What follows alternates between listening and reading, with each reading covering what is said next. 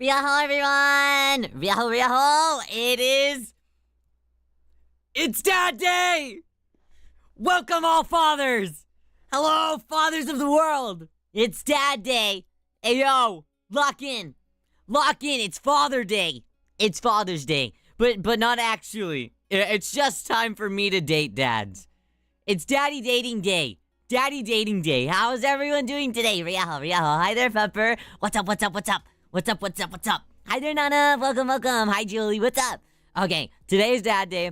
It's been a really long time since I've played Dream Daddy, and honestly, the only route that I had ever done prior to this was Craig's. I've only ever done Craig's route, and it was back in high school when I did Craig's route. So it's been a long time since I played Dream Daddy, and I don't really know which daddy I want to pursue today. So we're gonna figure out which dad to pursue together. I hope that sounds good. We're gonna go ahead and get started on Dream Daddy because I got another stream literally right after this. We're gonna be live on Irium. So it's a very busy day for Riyo World, but I'm excited to date dads regardless. Woke up at 3 p.m. an hour ago. I'm disappointed. How late were you up? 3 p.m. is so late, Pepper. That's so late. I hope that you at least got good sleep out of it, you know? That as long as it's good sleep, it's good. That's a good thing. You probably needed it then if you slept so late. All right, we're gonna make a new game. Dad tip number 28, medicine is... Oh, I couldn't even read that. That's so sad. Okay, we be sleeping. Went to bed at 5 a.m. 5 to 6, 6 to 7, 7 to 8, 8 to 9, 9 to 10, 10 to 11, 11 to 12, 12 to 1, 1 to 2, 2 to 3. You slept for 10 hours? That's kind of impressive. 10 hours of nap time? Yeah, I mean, it's beyond nap time. But damn, that's a lot.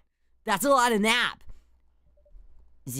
Oh my god, wait, do we have a child? I forgot. Do we have a child? We have a child? I forgot. I can't believe this. Wait. We're with child? How old is the child? Is she a teenager? Stop. I'm about to have dinner soon. Dinner?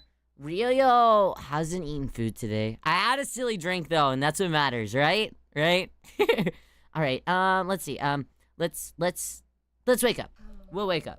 Okay, I finally opened my eyes and I sit up. I'm lying in the middle of the living room, spooning in moving box. I yawn and I stretch. Morning, Manda Panda. Yikes. Dad, breathe. Go brush your teeth. Oh, dad breath. Me whenever I don't know how to read. That's crazy. Silly drink for a silly boy. It did feel good. It did feel good going down. I've been doing this thing where I don't savor my silly drinks that I'm drinking as much. And I'm like, man, I need to savor my silly drinks a little bit more because I'm drinking them too fast. And I'm like not paying attention to enjoying the silly drink. I really gotta pay attention to enjoying the silly drink because at this point I'm just drinking silly drink as like sustenance for like existing, and that can't. Silly drink needs to be savored, you know, taken really good care of. So I need to start doing that. Careful with your drinks. I know I need to treat them more gently. All right, what kind of dad bod do we want? Probably. This one's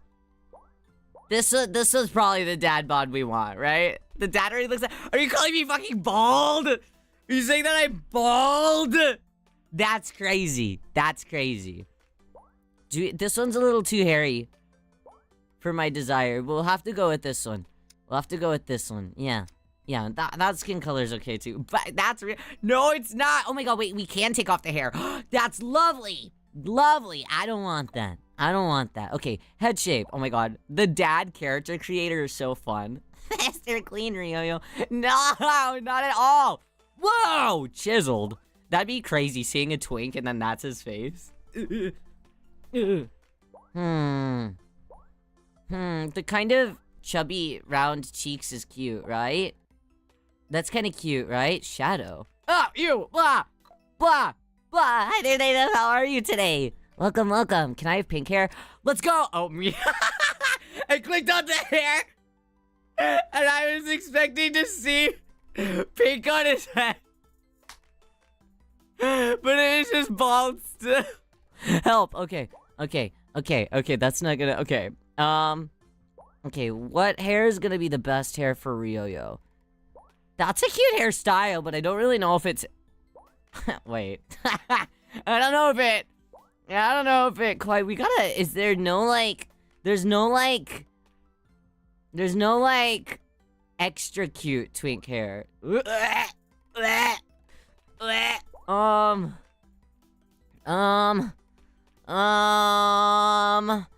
mean... That one's okay. It's very important that we have a very cute dad. This long hair is kind of a cute vibe, though. It's kind of cute. The Dragon Ball Z hair is, like, crazy. You're gonna struggle to make this beautiful. No. I'm gonna make him.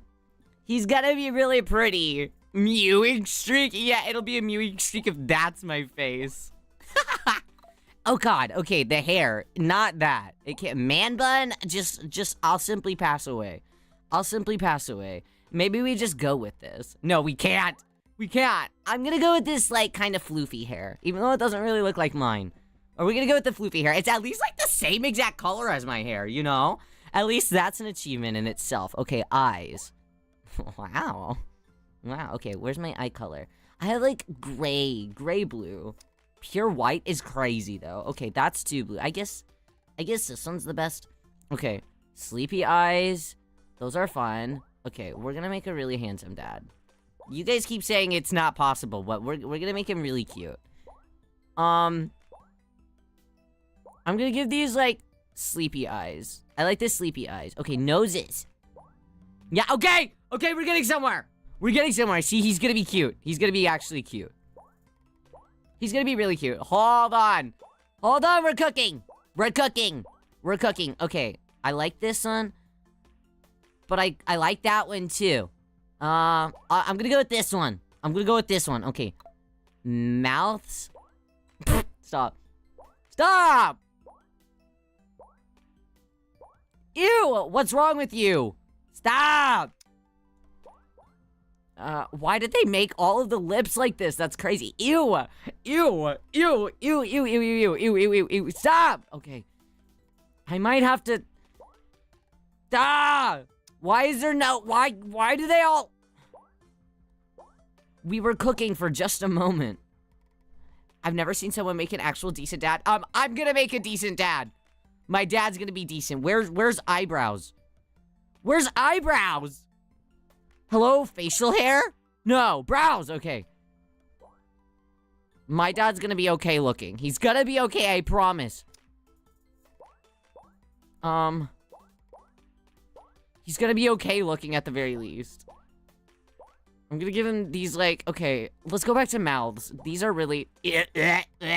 I'm gonna cook.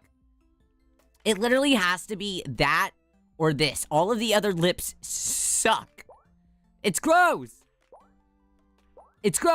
Okay, he's just gonna look unamused the whole time. God. No. Okay. Glasses. See, maybe the glasses will help. Maybe we'll give him some glasses. The glasses do help a little bit. Come on, they help a little. That's crazy. Give him blonde hair, call him UQ Wilson.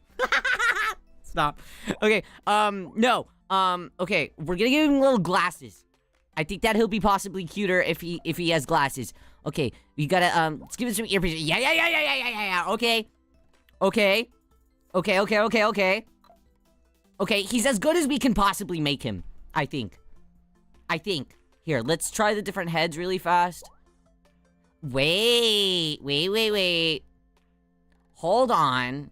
If we take away this kind of, like, round cheek one and give him, like, this kind of angular one, he's kind of ikemen. Is that crazy? But this one looks kind of like normal. That's like a normal guy face. Okay, we'll give him the normal guy face. Clothes.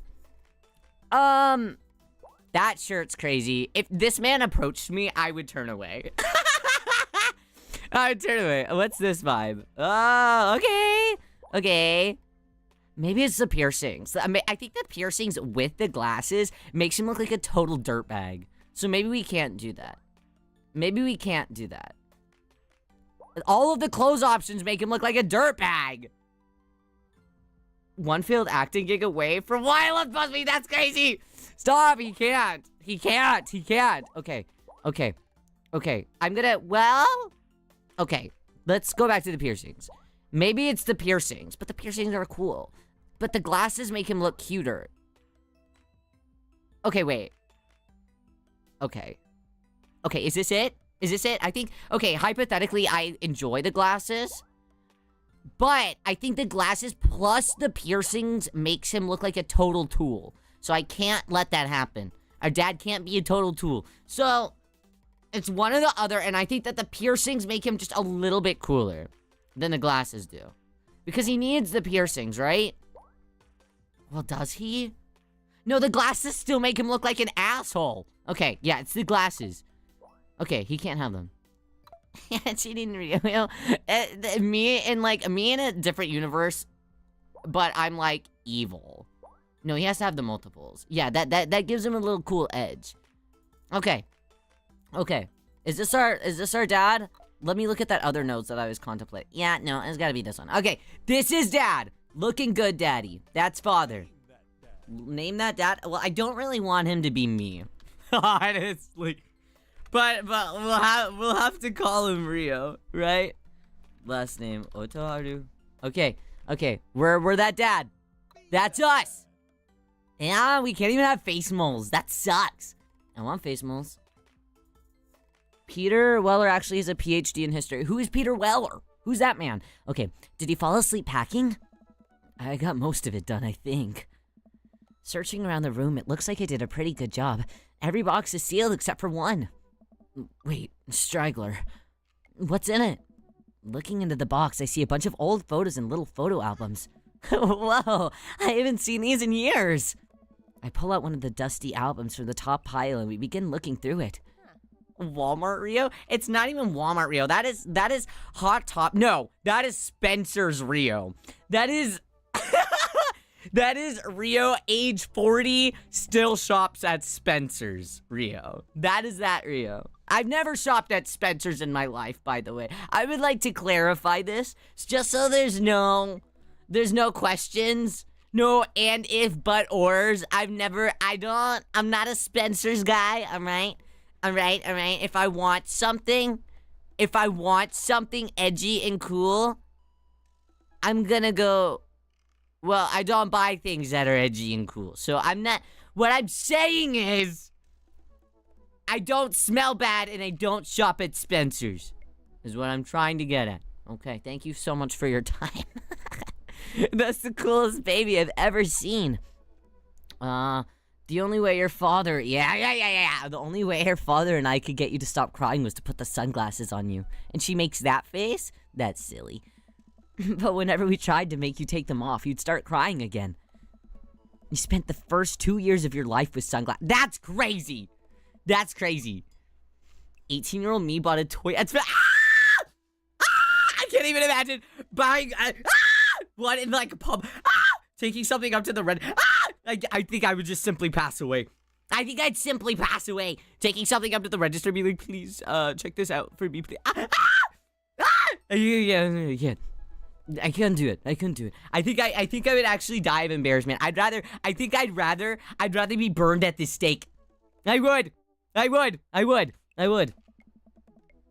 Or worse even. Halloween when you were maybe 4? Oh, she's a little dragon. Oh my god, that dragon costume. You couldn't decide between being a princess or a dragon, so you went with both. Princess Dragon. Nice. Why do I remember crying in that dragon costume? You saw yourself in the mirror and realized that you were afraid of dragons. Seeing yourself in the dragon's mouth is a realization of one of your greatest fears, I think. Right, yep. Definitely repressed that memory. And this was you in your freaking horse phase. She was a horse girl. Don't piss me off. Why do they follow me everywhere? I'm so tired of horse girls. Get them out of my face. Stop reminding me. Dad, I believe that you named that plush horse Sir Horsington the Brave. I don't think that was his... Amanda lunges for the photo, but I quickly snatch it away and hold it above her head with my superior dad arms. The dad is definitely shorter than her, so I don't know what he means by all that. Nice try, but this is important blackmail for you later down the road. Go ahead and try me. I've seen pictures of you in your ska band. Yeah, the dad looks like he'd be in a ska band. He looks like he would have been in a ska band. It's the fucking piercings. The Communist Manifesto had a chance back in the day. That's a crazy title. I look off into the distance and reminisce about that rad horn section. Not selection. I'm stupid. Me when I'm stupid. Why does Riyo look dehydrated? What do you mean? What do you mean? What's wrong with him? He's the best that I can make him look. Dude, you want to try making a hot, sexy dad in the Dream Daddy character creator? I'd like to see you try. I need to have the Dream Daddy character creator showdown. You make your hottest dad, submit it to me. Submit it to me, and I'll be the judge. I'll let you know. I'll let you know who's got the hottest dad, all right? All you guys are gonna do is just make like a big chubby man, and I'll be like, sold. He looks so sad. If I made him look happy, he would be ugly. It's like me whenever I smile. I think that I look so ugly when I smile. I look 10 times better in pictures whenever I'm not smiling. Whenever I'm just staring off in the distance like a majestical fairy, I look better that way. When the employees could tell I was pacing around, she offered to take the... Stop, that's crazy. So I didn't have to walk into the register holding... I bet they have to do that pretty often, huh? Probably. Hey, it's Emma P. No, Dad, that's Emma R. I didn't meet Emma P until high school. Honey, I promise you wholeheartedly that I will never stop mixing those two up. Dad, Emma R has been my best friend since I was 7. Give it, like, a little bit of effort. Alright, Emma P was the one who tried to steal people's pets, fired a flaming tennis ball at the police station, and pooped her pants during a sleepover. What would make her more interesting? I think that a flaming tennis ball at the police station sounds kind of fun. Hey, police, if you're watching, I'm not gonna do it. It just sounds like an interesting activity. Trying to steal other people's pets, though, is very fun. I've done that. On accident, I didn't know. And then I ended up keeping them forever, so I mean... That's okay, right? Okay, I'm gonna go with the police station. Lighter fluid, tennis balls, tennis racket. Right? Yeah. Yeah, that was you. Oh, shit. Yeah, alright. That was a wild time. How does he not remember that? I was 6 when you did it. Okay, Amanda. I wasn't aiming for the police station. It just so happened that there was a police station in the vicinity of where I wanted to hit the flaming tennis ball. Why does his dad look like... Why is everyone making fun of my dad? How else was I supposed to make him look? Submit me your dad options, alright? And then I will be the judge of if your dad is better than my dad, okay? Or if I would date your dad, okay? Okay? He's the cutest I could possibly make him, okay? Okay? Alright? I did my best. I wasn't gonna make myself a bear. Are you kidding me? Are you kidding me? Brother just wants to see our dads? I like having options. I remember you explaining that to the police, and they didn't believe me either. Anyways, I gotta show this to Emma R later. She'll get a kick out of it. No custom twink dad looks good. Yeah, I think that the options for the bigger ones were probably better. But I can't possibly project myself onto like even a twonk. I can't project myself onto. I can't relate to him. I can't. So, this is the best we got. The first photography award that you ever won. Yeah, and it got us a $20 gift card to make Fridays. And then you got food poisoning from the cheesy tostada blats. I think you mean food poisoning. You know, with a Z. Dad, still can't drive past McFridays without gagging. That's not Riyo's a DILF. That's just scary. Yeah, well, I mean, hopefully I don't look like this whenever I'm older. Hopefully I don't. Hopefully I look exactly the same. Just look like a couple of very small wrinkles. You know? I still gotta be cute forever. I'm planning on it. Hopefully. Amanda reaches deep down into the box and pulls out one last photo. Neither of us say a word. We stare at the photo for a long moment. I finally decide to break the silence. That was the day you were born? Can we empreg this? Is that what it's saying? Is that implying that we can empreg this?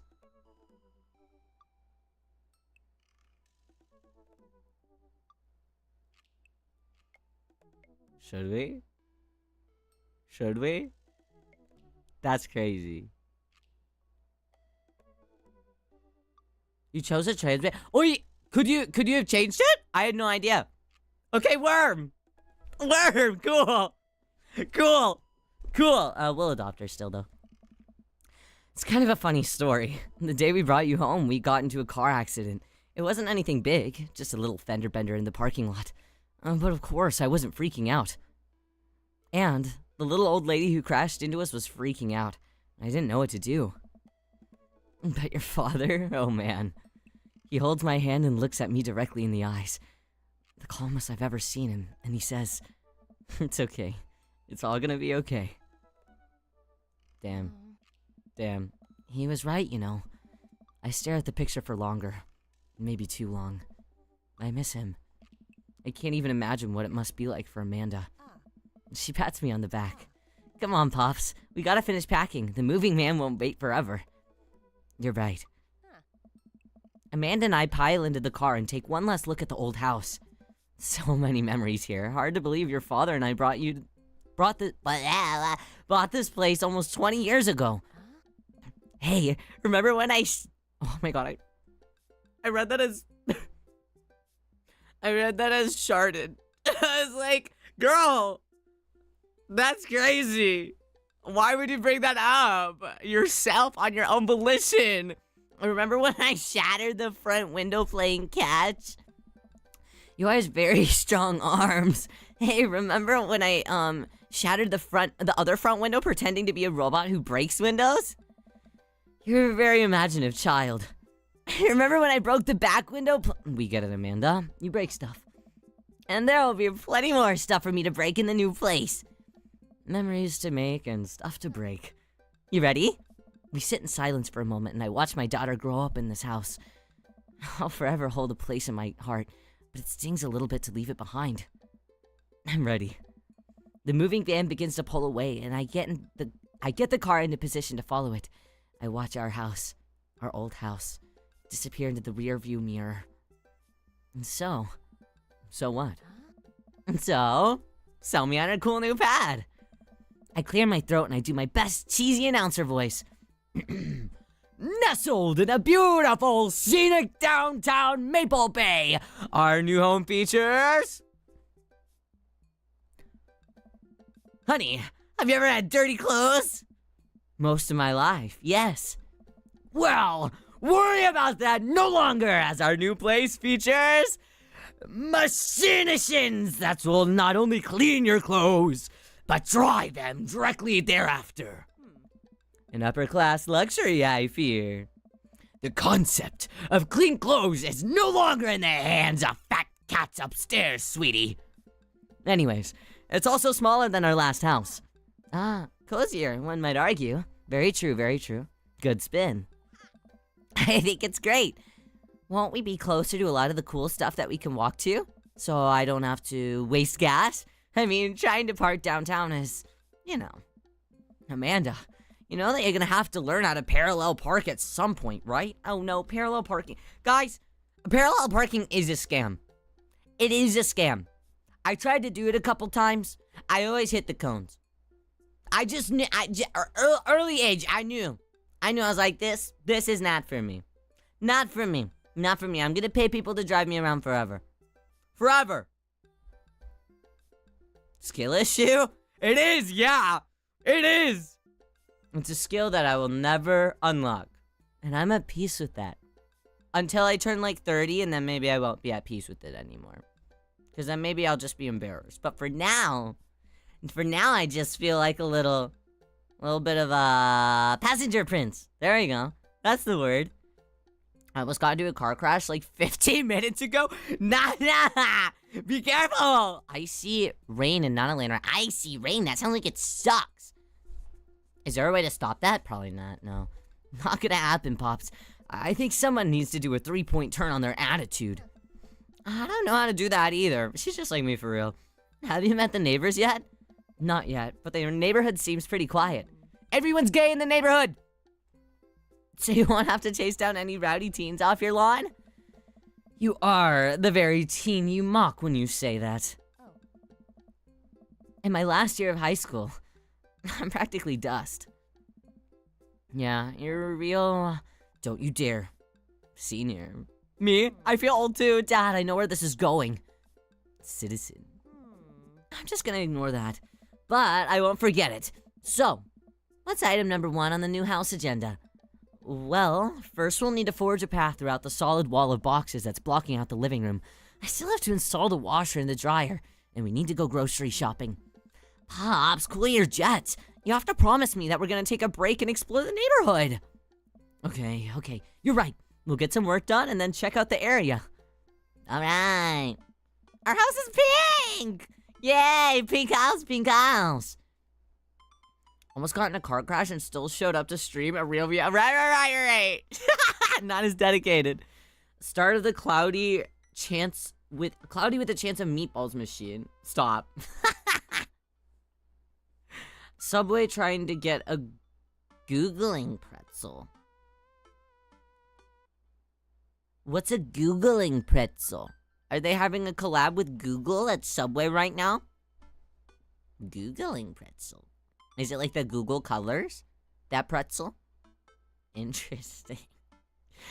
Canada's very strange. We pull up to the new sign and new house and step outside. The lawn is freshly mown and the for sale sign is still out in the yard. Hiya! And with a swift kick from Amanda, the for sale sign is no more. Nice form, sweet pea. I got a problem with authority! I'm so proud. Man, all that karate chopping tuckered me out. I could really go for a sandwich. Oh my god! A Googling one? A Googling sandwich? Footlong pretzel. How did you get Googling from footlong? How did you do that? How'd you do that? It's okay, you almost got in a car crash. I'll give you one pass. One pass, but you already did your one pass today, so any more Google mention and you're out of here, big guy. An ice cream sandwich. Sweetie, it's 10 a.m. What do you mean? What do you mean? It's 10 a.m. That's prime time to have an ice cream sandwich. This guy doesn't know shit. We need to unpack first. I need coffee ASAP. Or did you see all the dogs in the park nearby?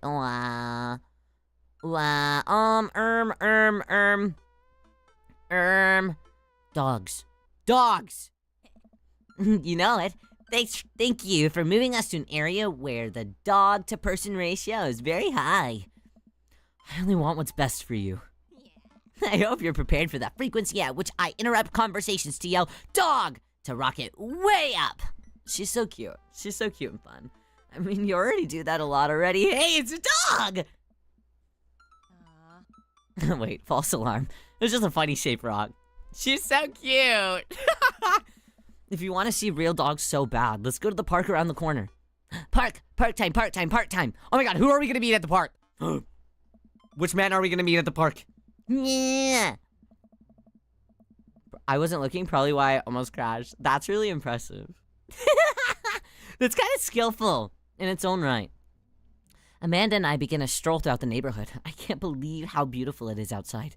Kids are playing in the street. The flowers are in bloom, and the faint smell of a nearby barbecue drifts throughout the air. This place is nice. Too nice. I don't trust it. Good eye, honey. You can never be too careful. See that baby in the stroller over there? Government operative. We're on to you, baby. We walk for a while and eventually end up at a small park. Toddlers chase each other throughout the playground, and dogs of all shapes and sizes romp throughout the grass. It's pretty crowded, but Amanda spots a nice empty bench. We start to make our way over to it when... Heads up! Ow! The frisbee suddenly hits me in the face. A corgi with a neat plaid handkerchief tied around its neck bounces up to me, wagging its tail. Aw. Ooh. I like your necktie. Yeah.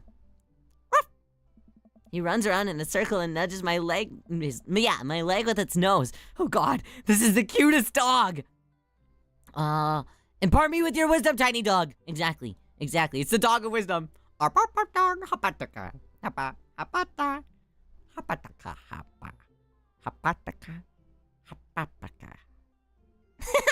on. I like how I'm just having this conversation with this dog. How long do I have left? How did you know? Or do you have tomorrow's lottery numbers? How long do I have left? What's that? I'm already too late? My fate was predetermined for me long ago? I have no real agency in this cruel lifetime? Come on! You're right. I am the master of my own domain. For fate is unknowable. I love the dog of wisdom. Thank you, wise dog. You definitely could have caught that. A guy in a Hawaii...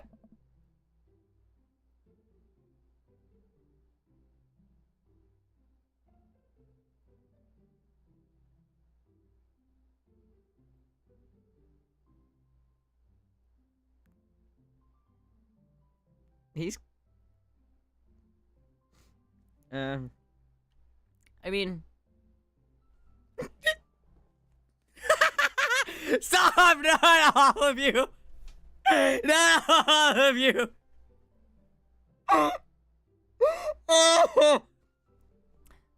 You know? He's kinda...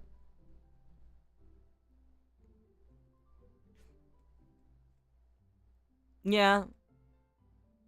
But we'll weigh out our options. At the very least first, right? We gotta weigh out the options first, yeah? That's only fair, right? Right, okay. A guy, he's got a Hawaiian shirt on, though. He's got no fashion sense. I can fix him. You folded so well. I didn't anticipate it being... I mean, like, I've seen photos of him and stuff, but the way that he just came zooming in, it was like a love at first sight. You ever believe in that before? You ever see a man so tubby, you just kinda... Yee!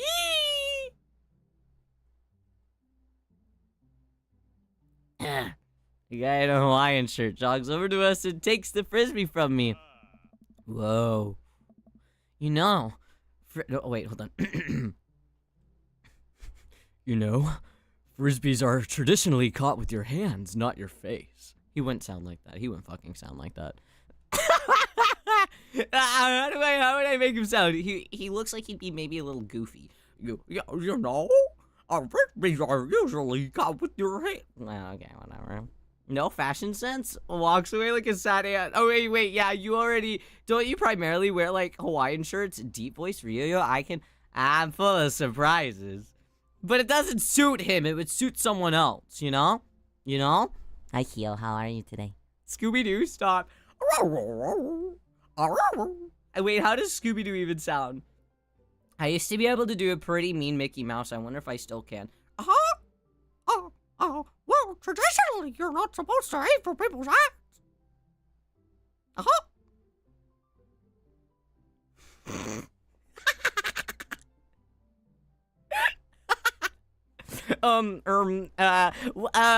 It's a new technique. I'll catch it with my teeth next time. It's a new technique. I'll say that. Okay. It's like disc golf, but the goal is my face, and looks like you're winning. Whoa. What were all those? I'm just messing with you. I'm Brian, by the way. I'm Riyo, and this is my daughter, Amanda. I look over at Amanda only to find her sitting on the ground, rubbing the dog's tummy. Hi. Your dog's cool.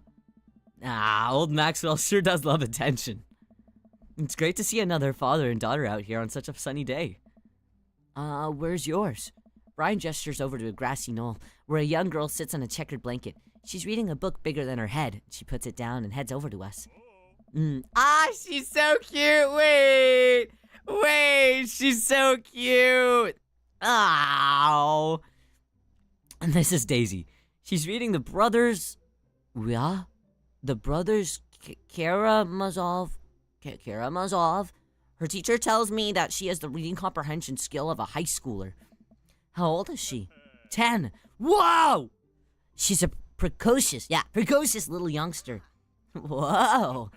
My natural dad instincts catch in. I must brag about my child's accomplishments. Oh no, it's happening. Go on, Daisy.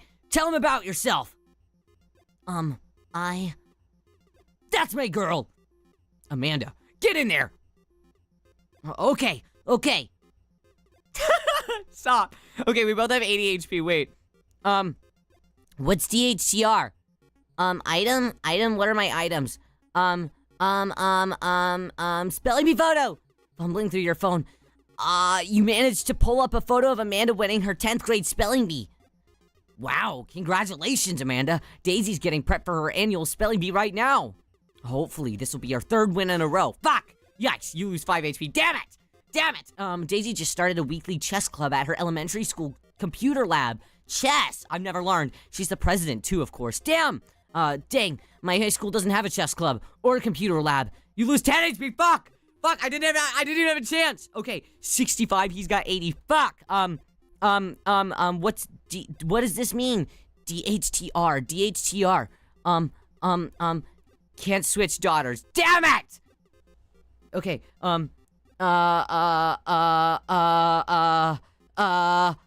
brag. Oh, fuck, Amanda just here recently won a local photography award. Wow, congratulations. Brian loses 10 HP. Nice! Daisy actually just won a statewide poetry contest. Fuck! 15 HP? Damn it! 50. He's only got 70. Okay, item. What is a band-aid gonna do for us? Can I go back? Fuck, no, I'm trapped. Okay, a band-aid. With a flourish, you produce a band-aid from your pocket. Take a knee and start to apply to Amanda's arm. Amanda, what are you doing, Dad? Being a protective parent. Anyone would agree. It's an unusual gesture. You lose 10 HP. Fuck! How was I supposed to know what that meant? Damn it! Daisy sold enough Daisy sold enough candy bars this year to get the top prize. A canoe! Fuck! We're taking it out next week, and that's gonna be at least 45 HP. How's that even possible? Amanda could barely get one of those sticky hand things. It's extra powerful. You lose 20 HP. Fuck, I'm gonna die. I only have 20 HP. Fuck, brag, Amanda, brag. Last week, unprompted, Amanda helped an old woman with her grocery bags. Come on, extra powerful. Brian loses 20 HP. Okay. Brian, did I mention Daisy said her first word at 10 months? Daddy. Amanda's was potty. Still cute, but maybe this isn't the time to bring it up. You lose 10 HP. Fuck. Okay, we only have 10 HP left. Brian has 50. Fuck, there's no way that we can do brag. Amanda's in all honor classes this semester. Brian loses 10 HP. There's no way. Oh, really? I'm actually talking to Daisy's teachers about her having a skip a grade. Fuck! Even Amanda's kind of bristless at that one. You lose 20 HP. I'm dead. He's got us beat. Fuck. Boy, it's been such a treat getting to meet you two. Did he have to add insult to the injury by being such a gracious winner? Man, he really cooked us on that one.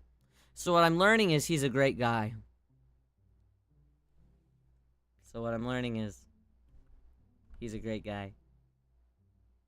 Yeah, hi, Ma.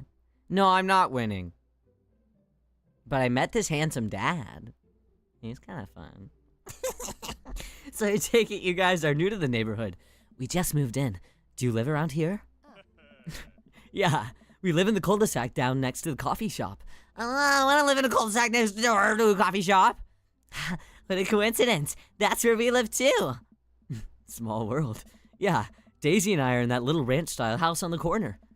I know that house. It's like ours, but slightly bigger and better landscaped. Does this guy have to outdo me at everything? What a lovely place. Well, I don't want to take up any more of your time. It was really nice meeting you guys. We'll have to stop by at some point. Yeah, definitely. Bye. Brian and Daisy walk further into the park with Maxwell happily trotting along in tow. Do you get the feeling that he was trying to one-up us? Trying and succeeding. I can't believe that kid's only 10. What was I even doing at her age? I believe that you had a bit of a thing for horses. Shame that didn't pan out. Could have majored in comparative horse studies. It's not too late to minor in horse creative writing. Too close to the truth, Dad. Let us never again speak of the fantastic adventures of Sir Horsington the Brave, an epic in 7 parts by Amanda Otoharu. That's her last name. Oh my god, she shares the same last name as me. How embarrassing. We laughed the horse epic and walk around the park a bit more, enjoying the day off. Go to the coffee shop, go unpack, or go take a nap. Coffee shop? Come on. I gotta get my hands on a nice hot cup of old bean juice or else I'm gonna be useless all day. Hey, I hate that wording. Hot cup of old bean juice? Don't piss me off. Don't piss me off. He is definitely, this guy definitely, he doesn't even shop at Spencer's. He's the manager at a Spencer's. You know what I mean? This will be so Toscano with the amount of Rio giggles. I know, hopefully not too many. Hopefully not too many. I think we passed a coffee shop on the way here. Maybe we could check it out. Who are we gonna meet? Let's do it. Oh my god, who are we gonna meet? Who are we gonna meet? Otoharu bloodline will continue? It shouldn't. It should end with me. Walk down the street to the Coffee Spoon, a cute little place on the corner. I wanna go. I already had a silly drink today, but what's another one? Man, this is in such a convenient walking distance from our place. I wanna live next door to a coffee shop. What the fuck? I mean, I guess. What's wrong? Why would I go somewhere else and drink coffee on a couch when I could just drink better coffee at home on my own couch and not have to make awkward eye contact with other people? Why is he so serious about it? Coffee shops are nice to hang out in. At least when I'm home, some random guy isn't gonna come up and sit on the recliner next to me, and I won't feel like a little weird about it because technically he's not sitting at my table, but he's very much within my personal zone. He's got issues. Dad. And what's the etiquette whenever you have a dirty mug? Is there a bin? Do you go sit it on the counter because you don't know where else to put it?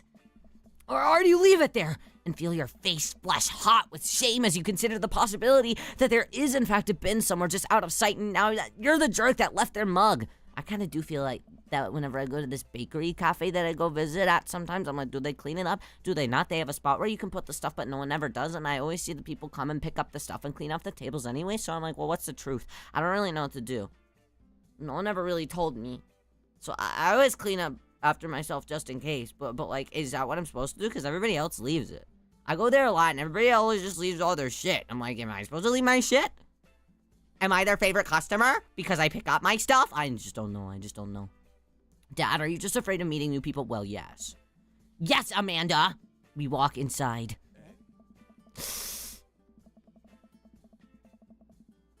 He's kind of fine. He's kind of fine. Man, the inside of the coffee shop is incredibly warm and inviting. Vinyl records line the walls, and patrons lounge next to the worn-in couches. Some cool tunes spin on a record player next to the little stage. Well, welcome to the Coffee Spoon, guys. How's it going? Oh, what's with the name? Oh, it's, kinda dumb. It gets mentioned in this poem I like, and I thought it was a good idea at the time. And I suppose now it's still a good idea because, like, the business is still running?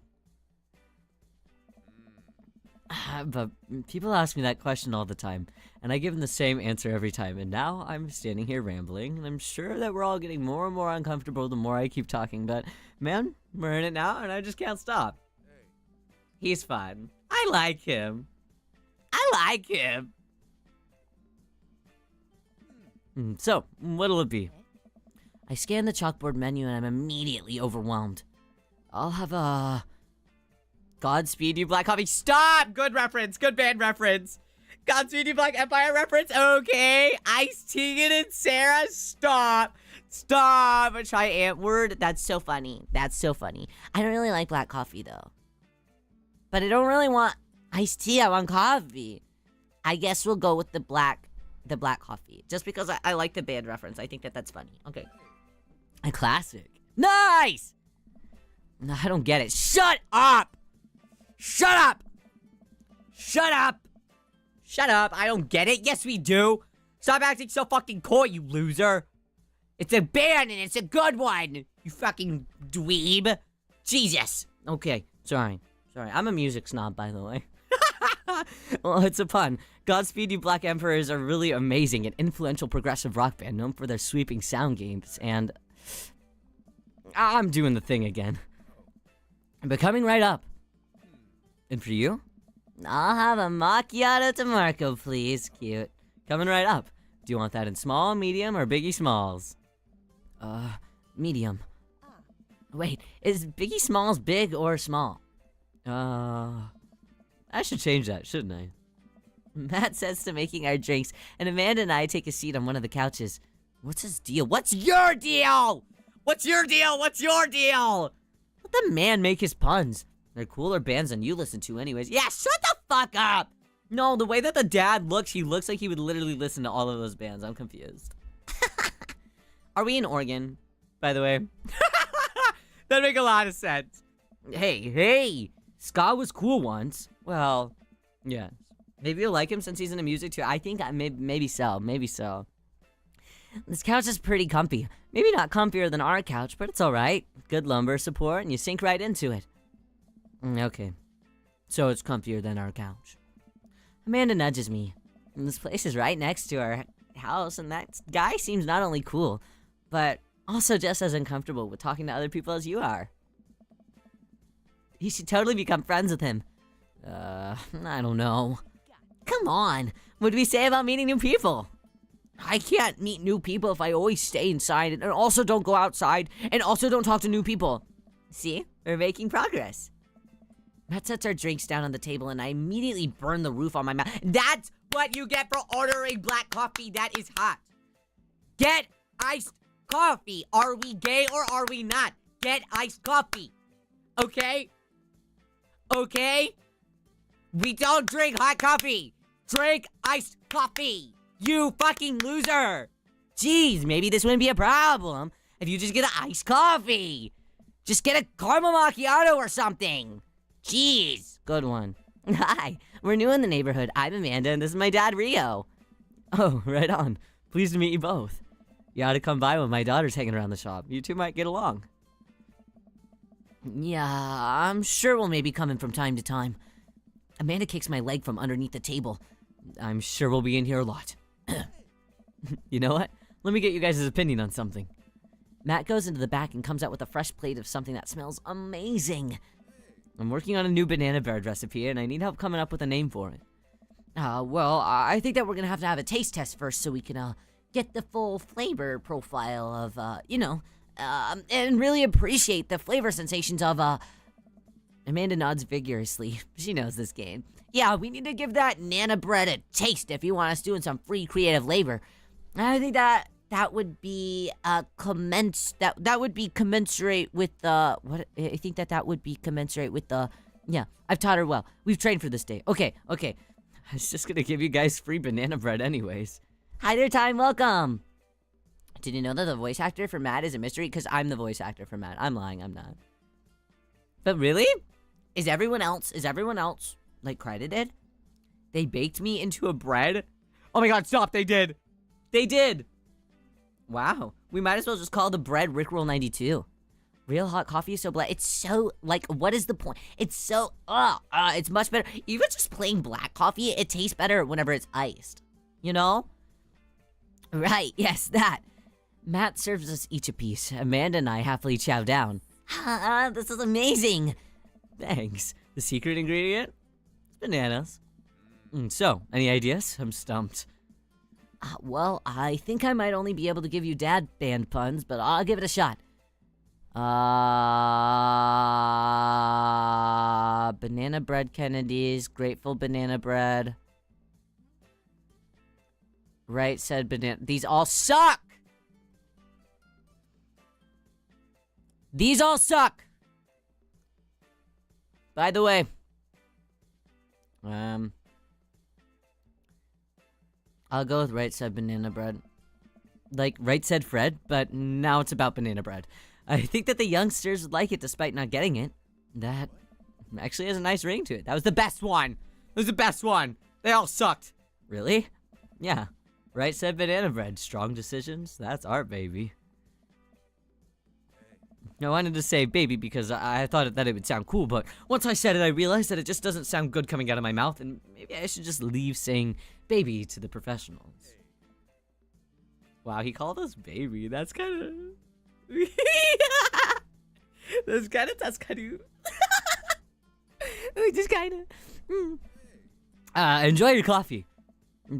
Thanks, baby. Ah! Ah! See? It sounds good when you say it. Ah! Ah! Ah! Across the way, a man catches my eye. He sits by himself, brooding over a cup of coffee. Our eyes meet just for a moment. Hannah bogging! She got it is. Woo! Okay. I hastily look away, hoping that he didn't catch me staring. Who is that? We finish up our drinks and head out. Thanks for stopping in. Take care. Okay, now that we're full of caffeine, where to? We should get back to unpacking?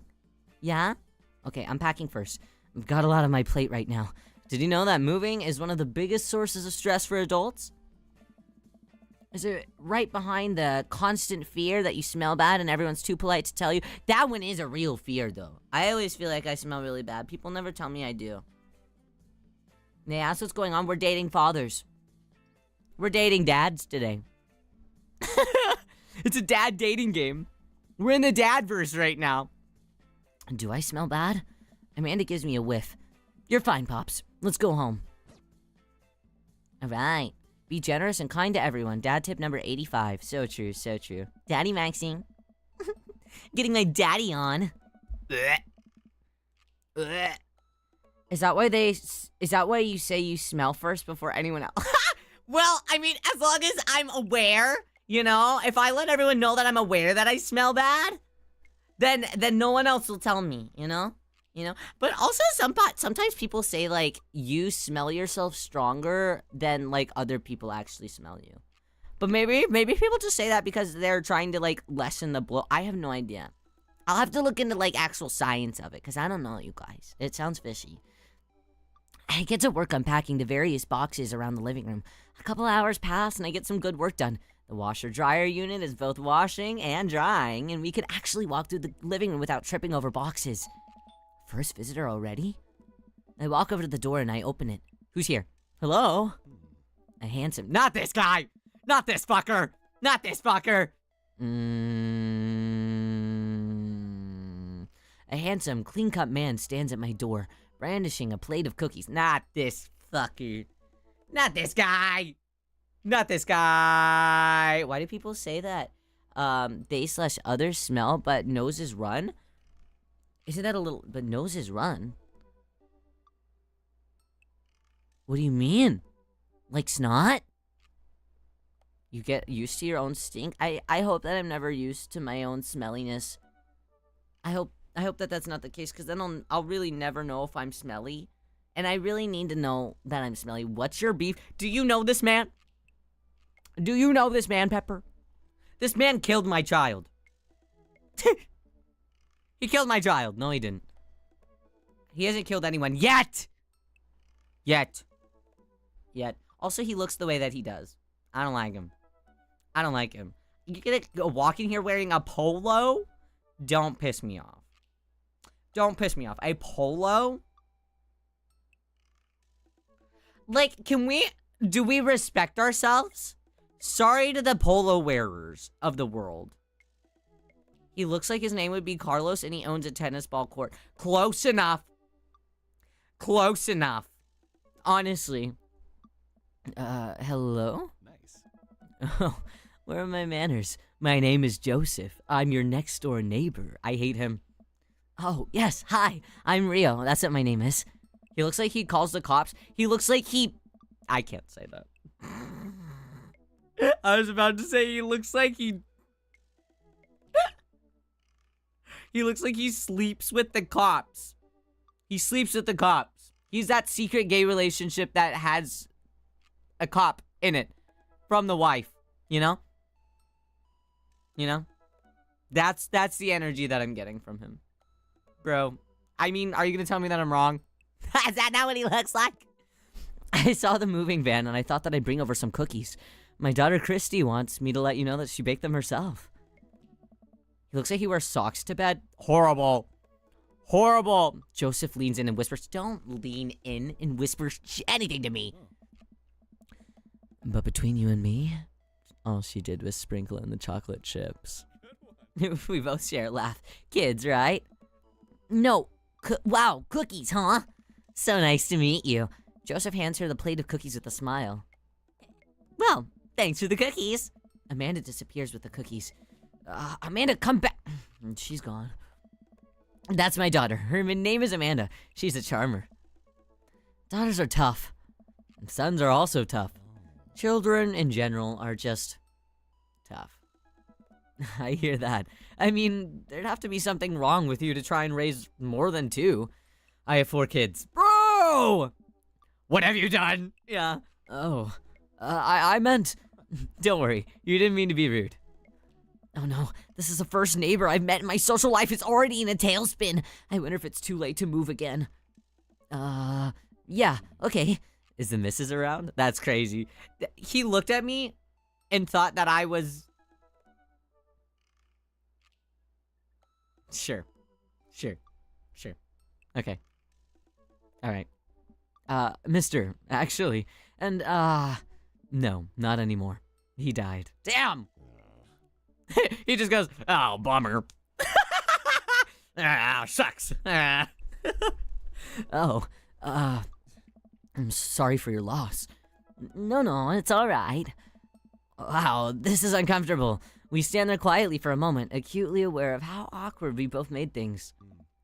I'm sorry. Can you close the door real quick? I look at Joseph quizzically, but comply.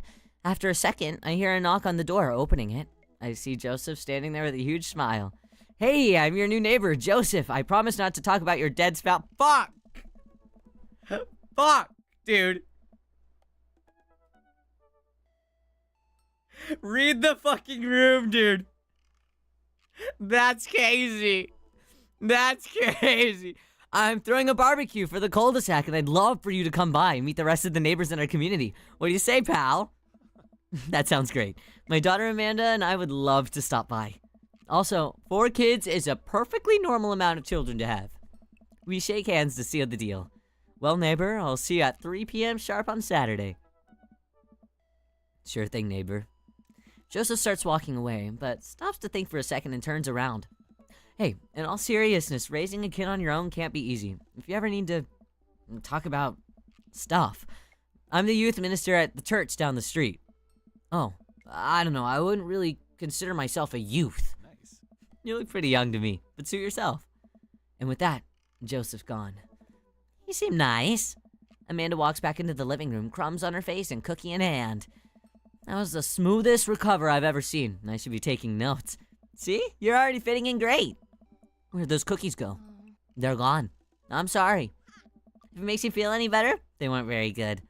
So you ate all of them anyways? I guess that makes it break time. Any ideas? Joseph probably wants his plate back. I don't really want to go see him. I don't really want to go see him again. He looks scary. He does look scary. I think we get a ton of good neighbor points if we bring this back. We're gonna be the best neighbors in this whole cul-de-sac. We're gonna kick all the other neighbors' butts with kindness. Amanda and I step outside. Shoot, I'm actually not sure which house is his. I'd hazard guess it's the big one with all the well-groomed blonde children sitting in the yard. Scary, horrifying, good eye, kid. And remember, we need to make a positive first impression here. Keep it light. We walk up to the kids and wave. Are they scary? Yep. Yikes. Yikes. Hey guys, is your dad around? They all just stare at us blankly. Okay, can they stop blinking at me? Fuck, dude. Jesus. We just wanted to, return this nice plate, and thank you for the cookies. Jeez, these definitely are Joseph kids. They all look exactly like him. Okay, Christy. They were really good. Fuck, Christian. I mean, I heard that they were good. I didn't really get to eat any.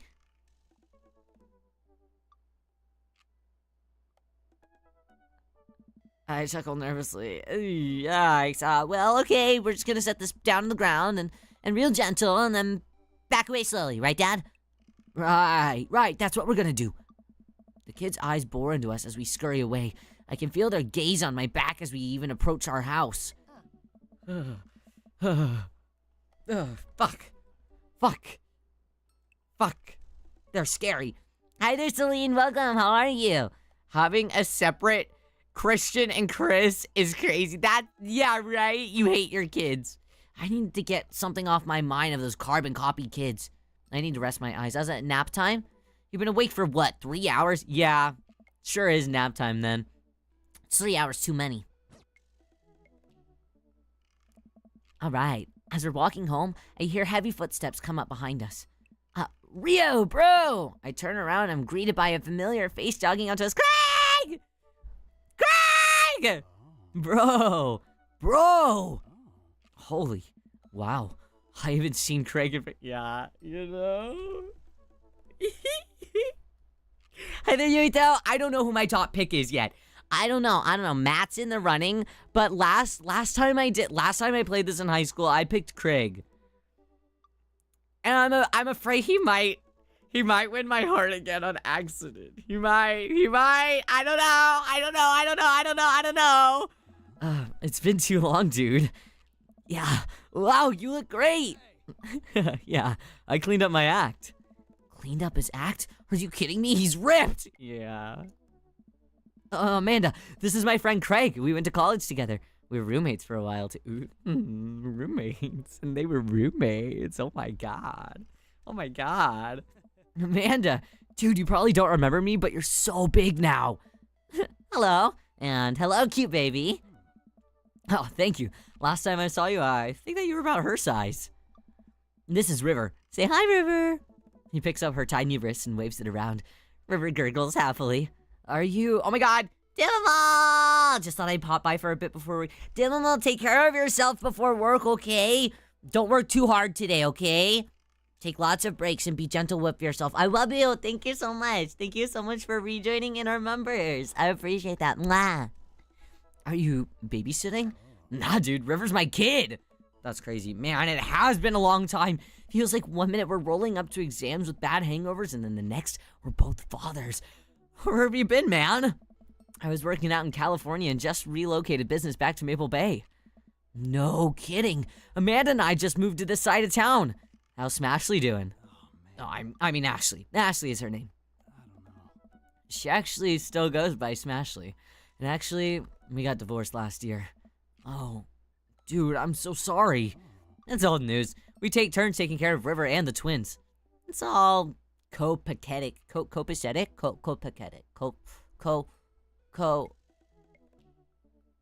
Copium. Yeah. Okay. Twins? You have 3 kids?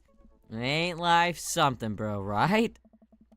Cake Stand Craig is a father of 3? Cake Stand Craig? Oh, yeah. It was my old college nickname. He got it because he did a lot of cake stands. It's that thing where you do a handstand on a keg and then drink from the keg. Right. He's very good at it. Now, bro, I hate to be that guy, but I'm in the middle of my daily jog and I really gotta keep up my heart rate. Brought River along for, resistance training. Copacetic? What? Is that how it is? My bias, Craig. I also picked Craig. Did we all pick Craig first? That's crazy. Like streamer, like chat, truly. River is really cute. Look at this little stupid bubble that she's blowing. So cute. So cute. We all love Craig already. We gotta give someone else a chance. You're right. You're right. I can't pick Craig. I can't. What if I'm tempted again? What if I'm tempted? Oh, no. I gotta play somebody else. He's easily well, absolutely. Well, I don't know. Matt's pretty cute. I don't know. Totally picked Craig too. Ahaha. Something tells me that you did not pick Craig. By the way that you're wording that, who did you pick? I don't know. You jog daily? I jog yearly. On January 1st, when I promised myself that I'm gonna jog daily for the rest of the year, but give up after 30 minutes and just walk home. Matt is fine, Craig is cute. That's true. There we go. Either him or the Victorian vampire guy? Yeah. That does make a lot of sense for you, Damimal. What's his name? Damien? That's crazy. It's never too late to get back into it, dude. You should join me sometime.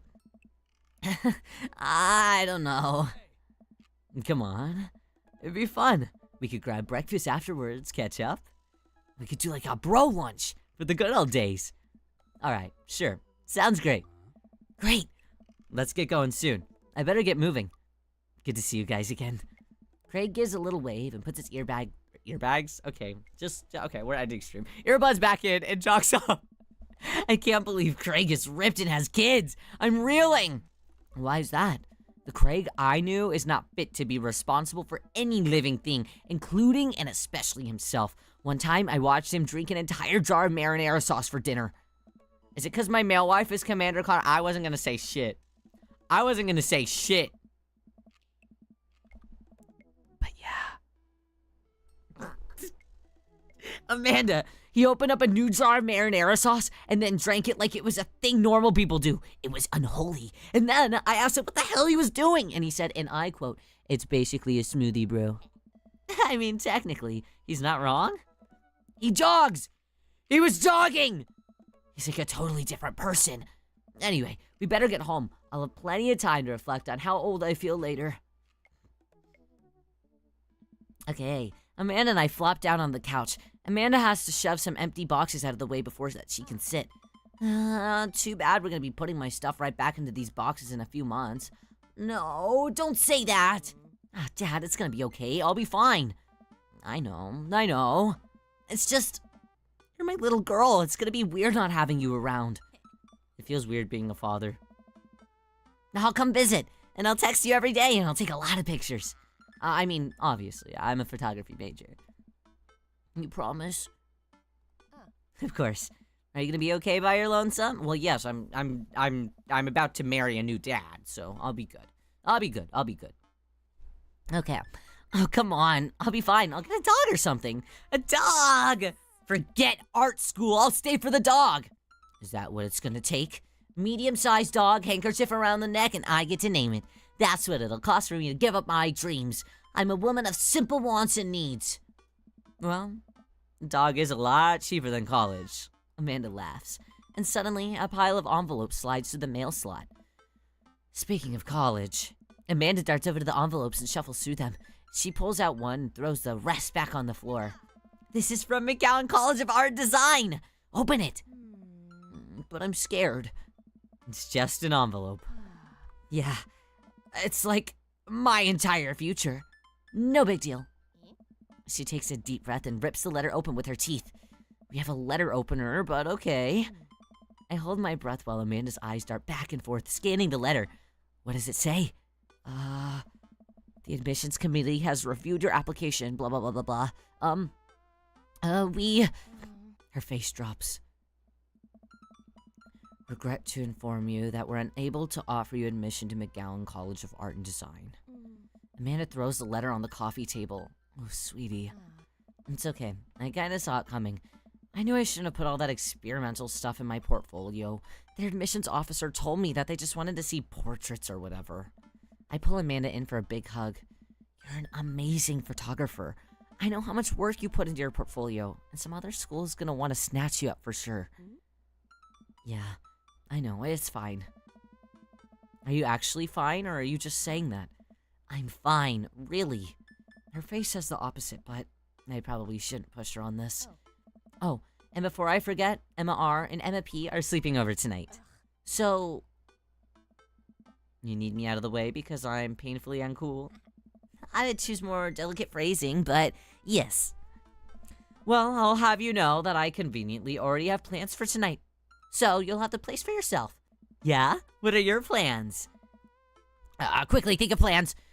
Secretly, the mayor of the town got to attend a union meeting, and I'm going clubbing. I'm secretly the mayor of the town, for sure. Amanda, the town needs me. I need to perform my mayoral duties. I must don my top hat and wear my monocle, so that I may preside over my mayor stuff. I think that you're thinking of the guy from Monopoly. He was a mayor, right? He was not. Wait, was he fucking not? What was he? The guy in Monopoly. Wait, what was he? If not the mayor? Eh.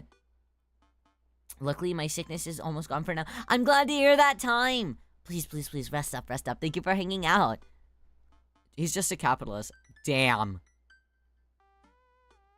I can't believe I was simping over just like a capitalist. Gay little shrimp town and you were the mayor. I own that whole city. I own the city and all of the shrimps in that city, alright? Alright? I make the rules. Everyone is a little fruity in the shrimp town. I'm gonna go out and watch the game. I'm just gonna go to bed. No, I'll go out and watch the game. Whatever game that is. Nice. Which game? Oh, you know, the game. The one that's on tonight. The game on TV. At somewhere other than here. Okay, cool. And while you do that, I'm gonna do drugs and commit some light arson with the Emmas. I'm concerned you're hanging out with the wrong crowd. Amanda shrugs. I would have expected you guys to be up to white-collar crime by this point. Maybe money laundering at the least? I'm a street rat, Pops. You're kidding about doing drugs and crime, right? Yes, Dad. Just making sure. I give her a pat on the head. Have fun with your sports. Are you being sarcastic? No, I'm making fun of sports. Just played out. Alright, then.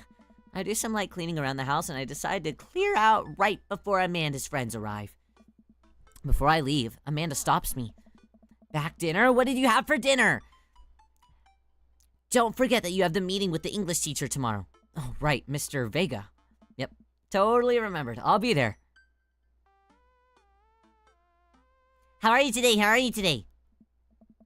Well, I guess I really didn't think this plan through. I'm not entirely sure where the closest bar is, and Amanda still hasn't shown me how to use the GPS on my phone. So I'm just gonna pick a direction and walk in it. This bro doesn't know how to use his GPS? When did this game come out? What, 20? When did this game come out? What the fuck do you mean you don't know how to use your GPS, dude? What do you mean you don't know how to use your GPS? Hold on. Don't piss me off. Don't piss me off. What? Dream Daddy release date? 2017. Bro, you knew how to use a GPS. He's old, let him live. He's got like 85 billion piercings. He's gotta know how to use a GPS. Don't piss me off. His hair's pink! Parents be like that? My dad knows how to use a GPS. So does my mom. That's insane. Let's go this way. Cool. Okay, we're marching. Marching in the direction of the game. Any game, really. In the distance. Could it be? A big, burned-out neon sign hangs above a tiny dive bar. Jim and Kim's, huh? Alright, it'll do. The bar is small and dimly lit. The crack of pools sounds in the back as patrons laugh and joke. A string of multicolored Christmas lights hover over the bartender. Can't tell if it's Jim or Kim. I'll pull up a seat at the bar. What'll it be? 1 beer, please. A beer? This guy really isn't me at all. Sure thing, boss. The bartender slides me an ice-cold beer. I take a sip and enjoy the refreshing taste. Not even a fruity cocktail? Are we not gay? No iced coffee? No fruity cocktail? Don't piss me off! Say, are you Jim or are you Kim? I'm Neil. Oh. I awkwardly turn my attention to the game, which is playing on one of the TVs on the wall. And as luck would have it, my team of preference is not only playing, but is currently in the lead, which is always a good thing. You're a dad now? I don't care! I should still be able to drink fruity cocktail, right? Even as a father? Yeah, I'm a dad, but I'm a gay dad. You know? So surely, I should be able to have a fruity little cocktail beverage. Not even a single Shirley Temple? Get with the fucking program!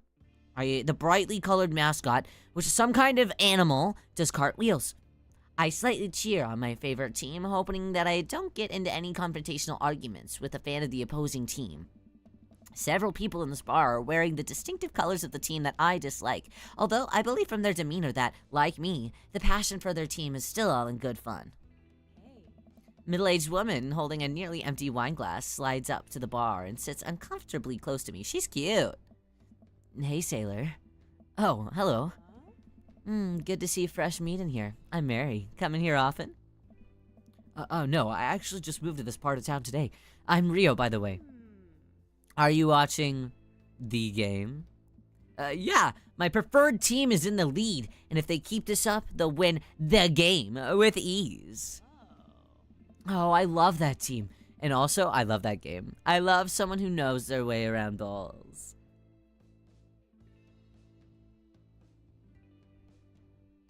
Hold on.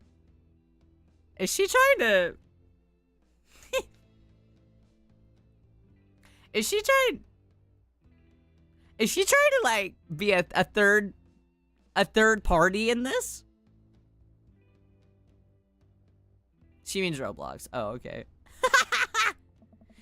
I'm getting the impression that she's a little drunk. Is that a microaggression? Like, I'm like, buy a gal a drink? Yeah, sure.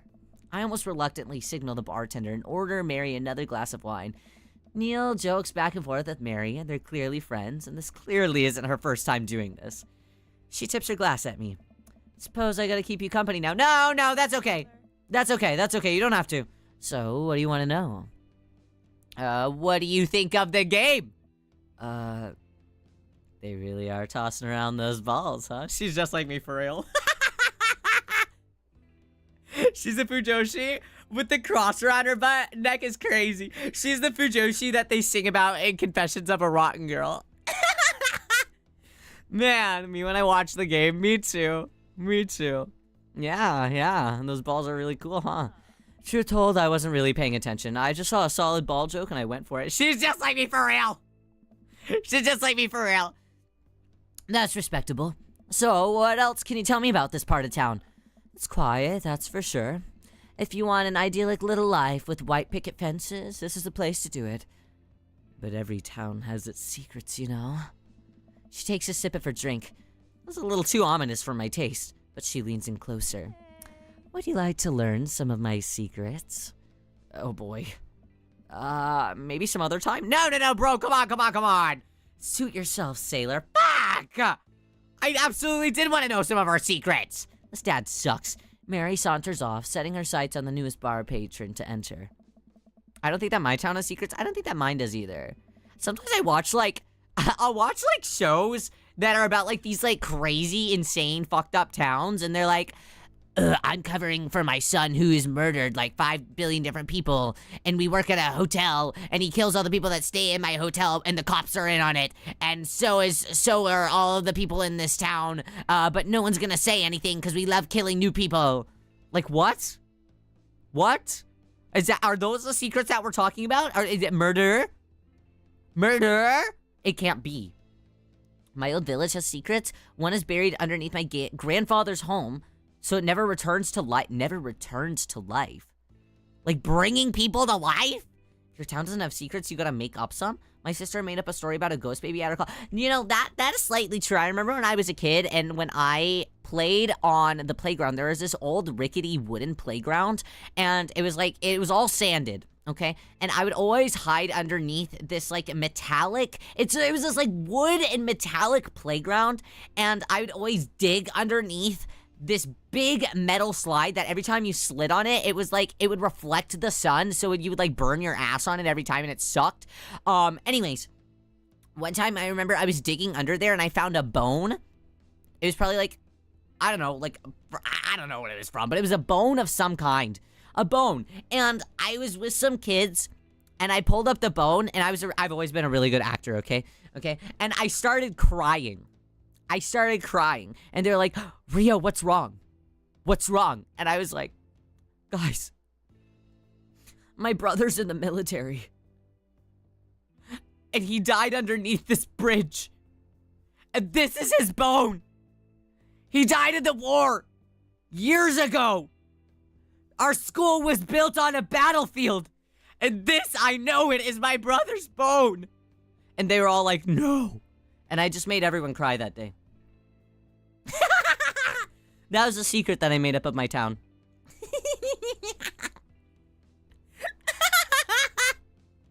My brother is not dead, by the way. He is evil, though. So maybe that was his bone. I'm manifesting it still. No, that's crazy. That's crazy. That's crazy. No, I wonder if they still think that my brother died on that playground on that day. Secret was people used to live in the old mansion, had some witchcraft in a portal? What? Tried to be open in my sister's bedroom in her closet, so she had to close and lock the portal. That's crazy. That's crazy. That's so scary. That's scary. I like your town lore. That's some good lore. That's good lore. I watch a lot of like abandoned house type videos and stuff, and so many of them have like weird like small hidey holes that have like very questionable things in them, and I'm like, there's like no graffiti in this house, no nothing, so I know that it's like people weren't just like messing around. So I'm like, yeah, scary. Ghoul house. Ghoul house. Exorcism house. Even better than a ghoul house. I happily watched the game over another beer. The game's gotten close in terms of points. A little too close from what I'm comfortable with. After a particularly, holy shit, skilled player scores a number of points over the other team, putting them in the lead, I hear an affirmative grunt from another man at the bar. Go team. It's the brooding man from the coffee shop. He sits alone, sipping whiskey and watching the game as well. Guys, I know that I was giving Nana shit a couple days ago for this guy, but I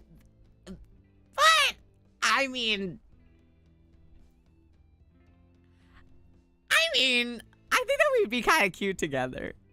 You know what I mean? Enjoying the game? I am now that we're winning. Oh, we must be rooting for different teams. In my opinion, my team is far superior. I have to disagree with that. Based upon our win/loss record, I'd say that my team is superior. I knew that you would like him as a— What is that supposed to mean? Why are you guys all saying that? You knew it! What the fuck do you mean? What do you mean by that? What do you mean by that? What do you mean by that? Elaborate. Elaborate. Every dad has sparkled. That's true. That's true. The only one that I don't give a shit about is Joseph. And that's because he's in a bright pink polo. Like, literally, don't piss me off. Don't piss me off. Do not. That's where you're wrong. Since as it stands right now, my team is beating yours. The conversation ends there, and we both go back to silently rooting for our respective teams. The game is close, with both sides playing their hardest to win. But in the end, my team prevails. Quiet tears ripple throughout the bar. I raise a respectful glass at the man drinking whiskey. He raises his in response. An unspoken truce is formed between us, based on mutual love for the game. He motions to the bartender, who pours 2 glasses of whiskey, and the man slides it over to me. Ooh. Your favorite color is red on men clearly. What do you mean? What do you mean, my favorite color? What other men have I liked that wear red? Name me one other man. Name me one other. I'll wait. I think that you have me sorely miscalculated. Chad, he doesn't get it. What do you mean? What do you mean? He doesn't get it. Stop. Stop, what do you mean? Red on men? What do you mean?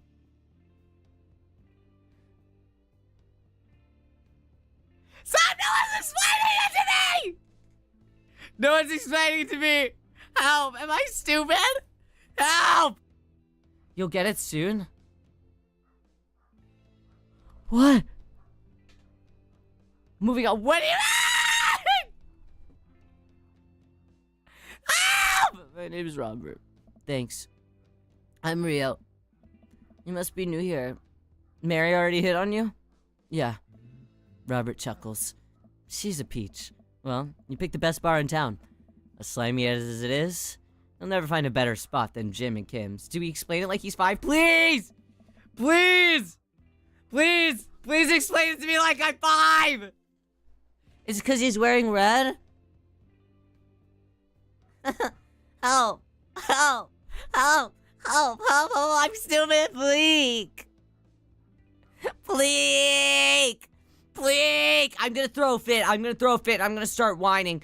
Blake! Red flag.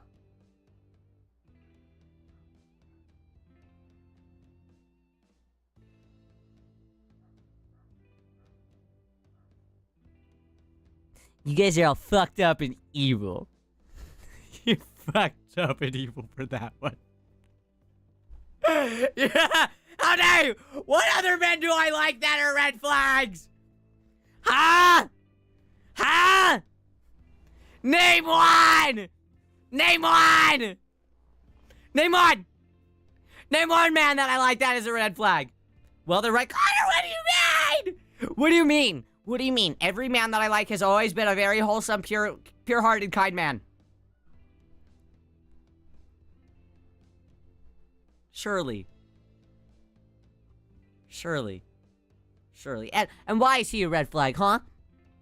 I was even trying to confuse you with Stop. I think I'm just stupid. I never ever thought that the men I liked were red flags. That's crazy.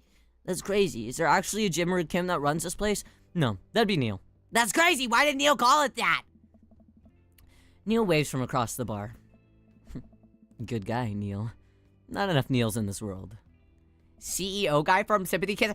Okay, I didn't even get his route, okay? I got the very gentle daddy route, okay? I ended up with the gentle daddy route, okay? All right. Good man. He was a good man, okay? I ended up not getting the CEO, okay? Did I want the CEO? Yes. But am I happy that I got the gentle daddy instead? Yes. Yes. I'm being bullied. I'm being bullied. Don't bully me, okay? All right. You whiskey fella or a beer fella? I'm a fruity cocktail fella. Beer, but I'll drink most things. You like shots? I like shots. Thank you. Robert nods to Neil, who serves up 2 shots of whiskey. He hands one to me. Here's to your health. We take the shots. The whiskey burns going down, but I try my hardest to look tough. Wait, I think that this is what making friends is.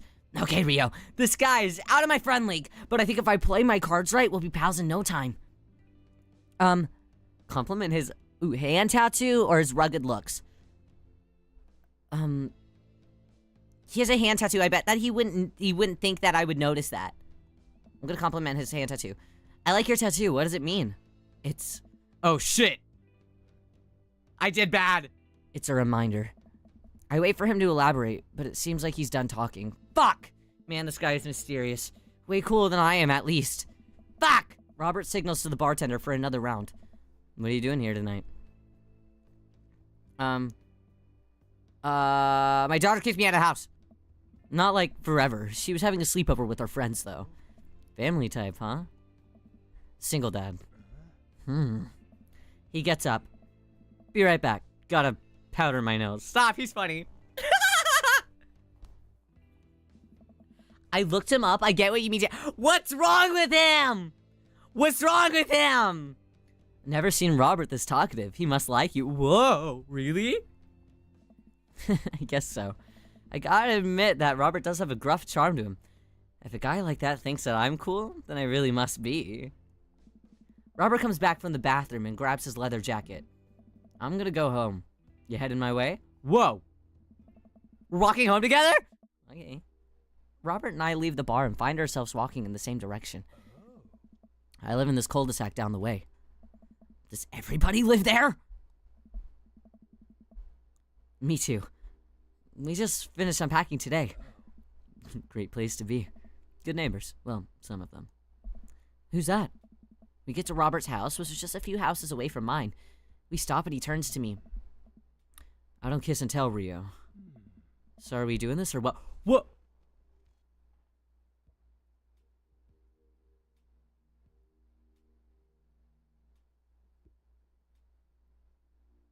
What does he mean? What does he mean? What does he mean? Are we doing this or what? Does he...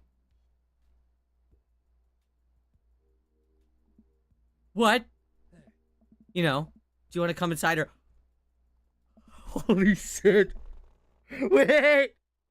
Wait! Wait! Wait! Wait! Wait! Wait! Wait! A wave of realization rushes over me. Fuck! What if we're both bottoms? No, he would look at me and he knows immediately that I'm a bottom, so he wouldn't invite me in if he knows that I'm already a bottom and he's not at the top. Right?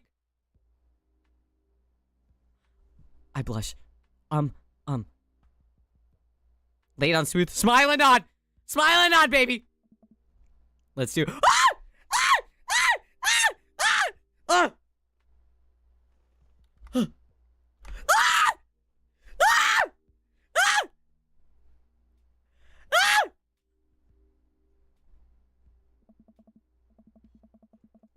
Oh my god.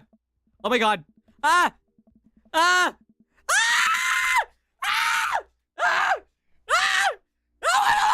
What the fuck? What the fuck? Oh my god. I follow him up to the door. He fumbles with his keys for a second and unlocks the door, leading me inside. The moment the door closes behind us, he pushes me up against a wall and kisses me, grabbing my hips.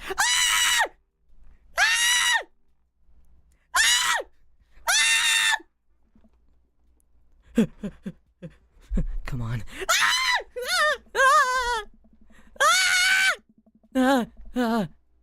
Oh my god.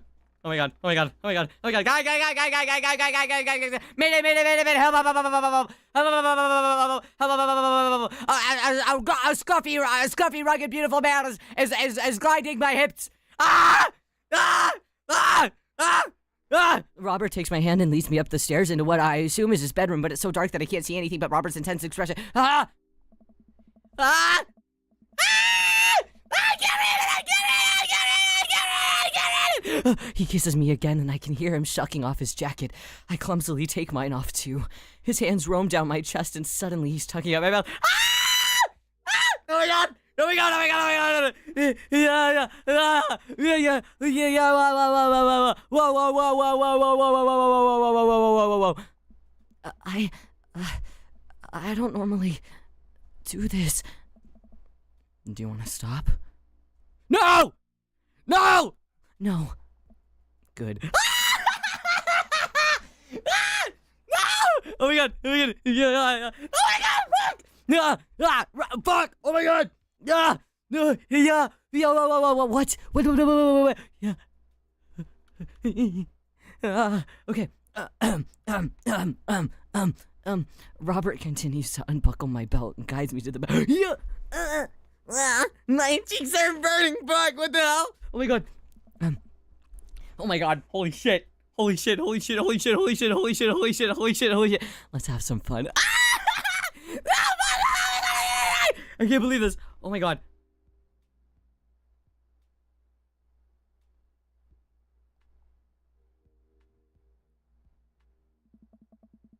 Holy shit! Holy shit!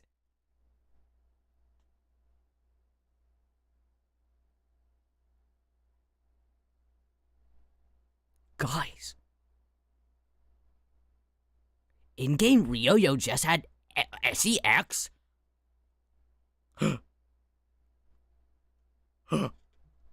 In-game Ryo had action?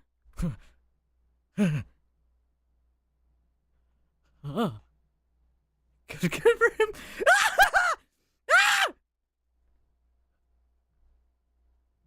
Wait, we don't know the man, though. I was flustered. I shouldn't have done that. I don't know him. Oh. Well. No! No! No! Your actions certainly did have consequences. Fuck! Fuck! Well, I mean... That's okay, right? Damn it!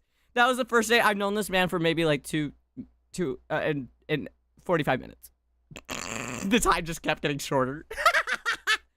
Okay. Oh, okay. Well, I'm sweating. I'm sweating so hard. What the fuck?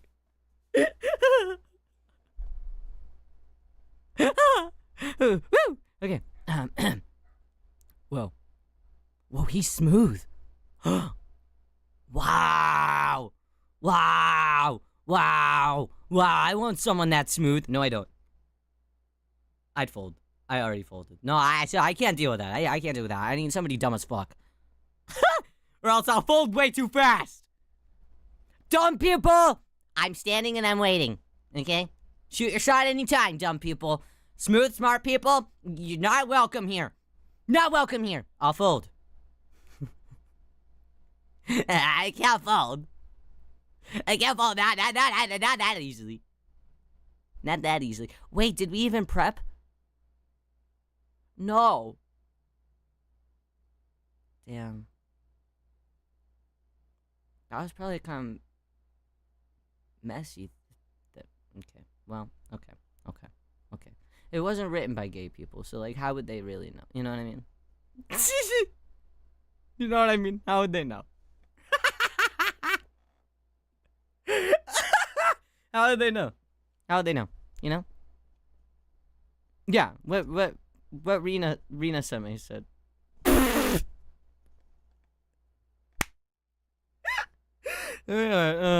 Sunlight streams in between the slats and the blinds. My head is pounding. I overdid it. I really overdid it last night. Wait a minute. This isn't my old house or my new house. Oh, right. I look around for Robert, but I find myself alone. Where is he? Hello? Yeah, I mean, if he does this often, maybe he had stuff that was already... But you know, I don't really know how I feel about... Maybe we just end the conversation. Maybe we just end the conversation.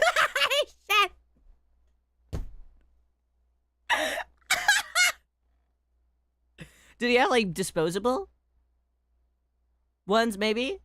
So I wasn't, like, reusing one that... Okay, well, okay. We're just gonna wrap. We're just gonna wrap. But we're just gonna put that... Okay. Hello? There's a clatter from the bathroom and the door opens. Robert's fully dressed and grabs his keys. That was fun.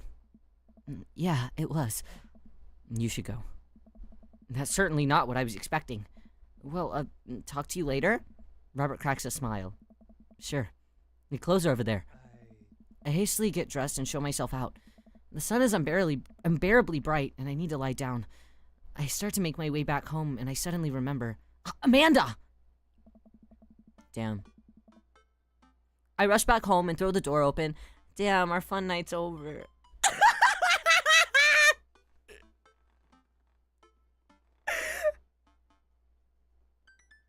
It was so nice.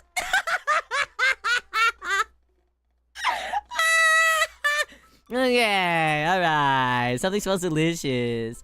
Amanda? Amanda runs out of the kitchen and looks slightly disappointed. Oh man, I was kind of hoping that you gotten kidnapped and I was gonna have to come rescue you. Our fun night, but he was screaming the whole time. Well, sometimes those are the most fun. Ah! Ah!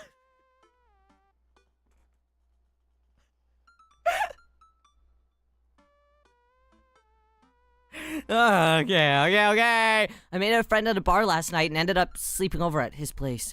Where are the Emmas? They left a little while ago. Oh, you guys have fun? Yeah, we watched some movies, ate snacks, stole a car, you know, the usual sleepover stuff. No bunk, please. You teens and your larceny. There you go. So, this breakfast that's cooking, what's all that about? Well, there's hash browns and eggs and bacon. Can I? Yes, you can have some breakfast.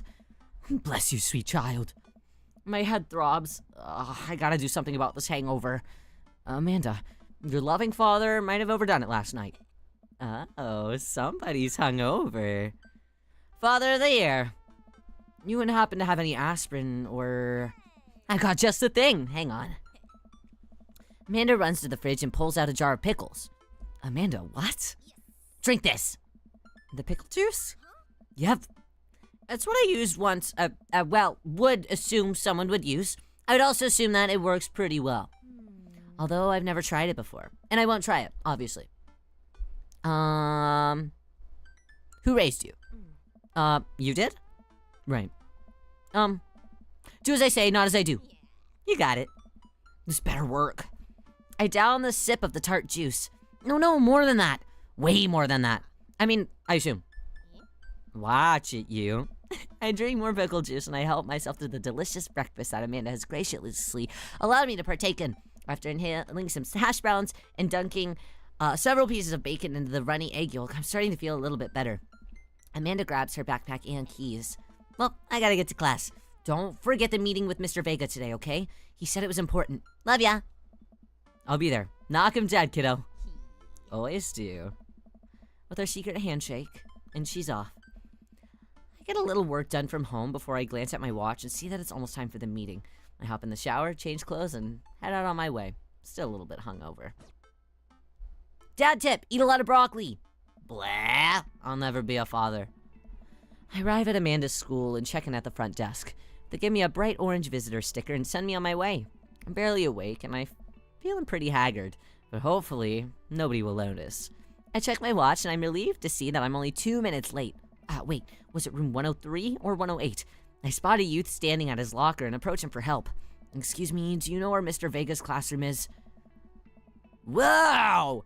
The youth turns around and looks me up and down with heavy-lined eyes. Sigh. Come on, kid, I'm late for a meeting. Mr. Who? Mr. Vega. I don't know. Have you tried the exit? Damn! Okay, wise guy, are you gonna help me or not? Fine. Up the stairs and to the left, you can't miss him. I head up the stairs and walk around, unable to find Mr. Vega's class anywhere. After a couple minutes of searching, I head back downstairs. That punk youth sent me on a wild goose chase. I get back to wherever that low-rent Gerard Way is standing and fully ready to give him a piece of my mind, when suddenly a head pops out of the classroom next to his locker. Lucian, don't you have a third period to get to? Is it the best shrimp idol I know? Yeah, it sure is. It sure is. You'll never believe I just slept with a man in game. Can you believe it? Can you believe it? That's crazy, right?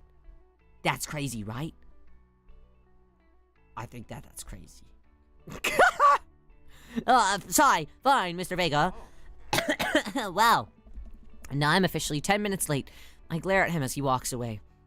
We're not cool. You must be Rio. This period's almost over. Would you mind waiting in the back? Mr. Vega leads me in, and I take a seat at one of the comically small students' desks in the back. I might get stuck in this. Alright, where were we? Now, who can tell me about the unreliability of the narrator and J.D. Solinger's character, Catcher in the Rye? I love Catcher in the Rye. Yes, Colin? Colin stands up and does a thing where he blows into the crooks of his elbow to make a fart noise. The whole class erupts in laughter. How old are we? All right, everybody. Very funny. Colin, sit down, please. Now, Holden Caulfield is an unreliable narrator in the sense that the bell for the end of the period rings, and all the students immediately get up and make a break for the door. Remember to do the reading and answer the response questions on page 194 in your textbooks. Nobody's listening. Or not, I guess. Thank you for existing. Mikaya, thank you for existing. I hope that you're having a good day and treating yourself kindly. Mr. Vega turns to me and sighs. Middle schoolers, right? Middle schoolers? You're reading Catcher in the Rye for middle schoolers? That's crazy. They're never gonna understand a single thing that's going on. Don't you teach high schoolers? No. Both. You know, budget cuts. Oh, damn. Right. Thanks so much for coming in. No problem, Mr. Vega. Please call me Hugo. Hugo's a hottie. He is pretty cute. I normally don't do these impromptu parent-teacher meetings, but I'm sure you already know Amanda's a very bright student, but I'm concerned about her recent behavior. What's going on? Amanda's never been the most engaged student, but I know that she cares, and recently she's been falling behind. She's not completing assignments, and she's been doing rather poorly on tests. I normally chalk all this up to senioritis, but this is strange, because I always thought that Amanda shared everything with me. It hadn't ever really crossed my mind that something might be wrong. I didn't remember anything from middle school. I don't really remember anything from middle school either, but I do remember my English classes, and we never really read a whole lot of, like, I feel like assigned reading like that wasn't really a big thing until I got into high school for some reason. Just wanted to ask, is everything okay at home? We just moved.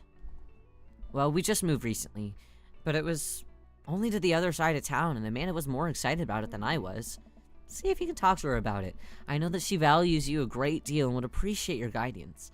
If she keeps heading down this road, I just know how important art school is to her, and I'd hate to see her miss out on the scholarship money that she clearly deserves. I'll make sure to talk to Amanda. Thanks for letting me know, Hugo. Anytime. On my way out, I stop and I think to a moment. I turn to Hugo. Hey, Hugo? Yeah. They ever catch that rye? That's crazy. Yes. Middle school, we had to read The Hatchet, which I'm thinking... No, I read The Hatchet, but I think I read The Hatchet actually in, like, 5th grade. But I was in some weird program in 5th grade where I was in, like, a gifted program, and we did things like 2 or 3 grade levels ahead of ourselves. So maybe that's why. I don't know. I leave the classroom and make way out of the school. I'm still a little bit in shock that Amanda was able to hide this so well from me. She's always been such a force for positivity in my life, especially after we lost her father. Amanda must be done with classes by now. Ooh, where the red fern grows! We read Where the Red Fern Grows. Also, I think in 5th grade, though. Maybe 6th. I don't know. Amanda must be done with classes. No, 5th grade. It was 5th grade for sure. No! 6th grade. 6th grade! Yes. 6th grade exactly. I don't remember The Hatchet or how that story went, though. I'm sure she would appreciate a ride home, and maybe I can talk to her about what's going on. I pull up to the carpool, and Amanda hops in the passenger seat. So, did you have fun gossiping about me? Mr. Vega and I actually just gossiped about our celebrity crushes. So, you talked about Mario Batalion the whole time? It's a very productive meeting. Read The Spirit Bear? What is The Spirit Bear? No, I have never even heard of that one. I'm pretty hungry. Can we grab some dinner? Sure thing. Let's go to the mall. Does that sound good to you? Yeah, sure. Why the mall? Jeez, can't a dad take his daughter to the mall? Will you buy me things? I'll buy you a thing. Singular. A book about a place in Alaska. Really? Really? Is it a cool place in Alaska? I don't think that there's much cool places in Alaska. Sounds like a deal to me. We drive in silence for a short while. Amanda plays a game on her phone. And I should really say something. And you know, sometimes when a kid gets older, they find that they have to keep things hidden from their parents, and that's okay, because sometimes that's what kids do. An isolated island? That makes sense, that makes sense, that makes sense. I remember out of the books that I read in high school, the ones that I liked the most were Brave New World and The Road. The Road isn't, like, super, like, classic literature, but it was, like, whoa. They, like, had, like, only recently added it to, like, a work that could be, like, kind of studied. So our professor, who am I? Our teacher, let us read that. He made us read that one. And it was one of my favorite. Did you read The Great Gatsby in high school? Our teacher actually did not want us to read The Great Gatsby. He thought it was overplayed. So we didn't end up reading The Great Gatsby. I think that other English classes did, but I was in an advanced English class, so we read different things. We did a lot of mythology stuff. We also read a lot of Shakespeare stuff. Hitchhiker's Guide, and that was awesome. That's fun. Did you read Catcher in the Rye? We did. I liked Catcher in the Rye. What else did we read? Fahrenheit 451, of course. I don't really know. Romeo and Juliet. We read, I think that we did do Romeo and Juliet, but we mainly focused on Macbeth. I remember Macbeth the most. I think I did Romeo and Juliet my freshman year. And it was a different teacher than I normally had for the rest of the school year, or the rest of all of my school. Though I had the same English teacher for 3 years. So, yeah. Did you read any Narnia books? I did whenever I was a kid. I read them in elementary school. I was a big Narnia kid. Huge into Narnia. Like, way too big. I remember when the movie came out, I forced my mom to go to McDonald's, like, every other day so I could have the Narnia McDonald's toys. Because I really wanted them. I really loved Narnia. That was, like, my book of choice. Every kid has, like, their book of choice, whether that was, like, The Hunger Games or, like, Series of Unfortunate Events. Mine was Narnia. Lion Witch in the Wardrobe? Yeah, whenever that one came out in theaters. They had these, like, fire McDonald's toys. I also always thought that Turkish Delight would be really yummy. It's not. Don't let them lie to you. It's not worth, like, throwing your sisters and brothers under the bus for. Truth be told. Yeah, you know, sometimes when a kid gets older, they find that they have to keep things hidden from their parents. And that's okay, because sometimes that's what kids do. And that's okay. But also sometimes it's good to have the parents' perspective because, you know, maybe the parents have also dealt with similar situations. I like Turkish Delight. Really? Why?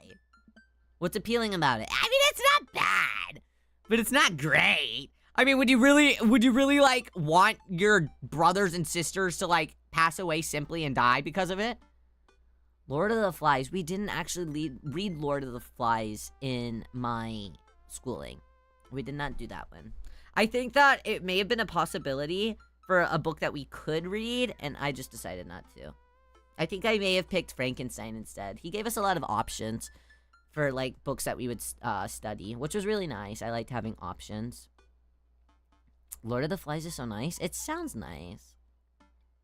I'd probably still like it. Like the jelly like Turkish Delight or the jelly ones.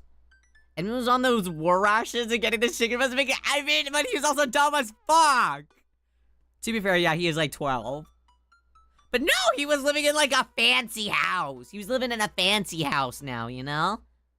He could have at least acted a little bit better. If he just asked like the parents that he lived with, the grandparents or whatever, like, do you guys got some freaking sweets? They probably would have been like, yeah, just like don't be like a dickhead for like a single day.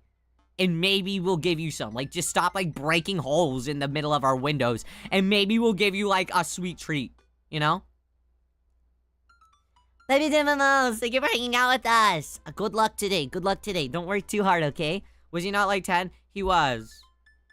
But I still have beef with him. I had beef with him when I was 10. And I have beef with him now, okay? Sometimes things never change, no matter how old you grow. And maybe they're a little cooler than you give them credit for. Anyways, what I'm trying to say is that it's good to share. I love you. Have you been reading my tweets? You have a Twitter? What? Never mind. Look, sweetie, Mr. Vega said that you haven't been participating in class and that you're not turning things in. Oh, I'm fine, Pop. Senioritis and all that. I thought that you liked Mr. Vega's class. That's fine. He's fine. We pull up to a stoplight and I eye Amanda and she's still texting. Just... I want you to know that you can talk to me about anything.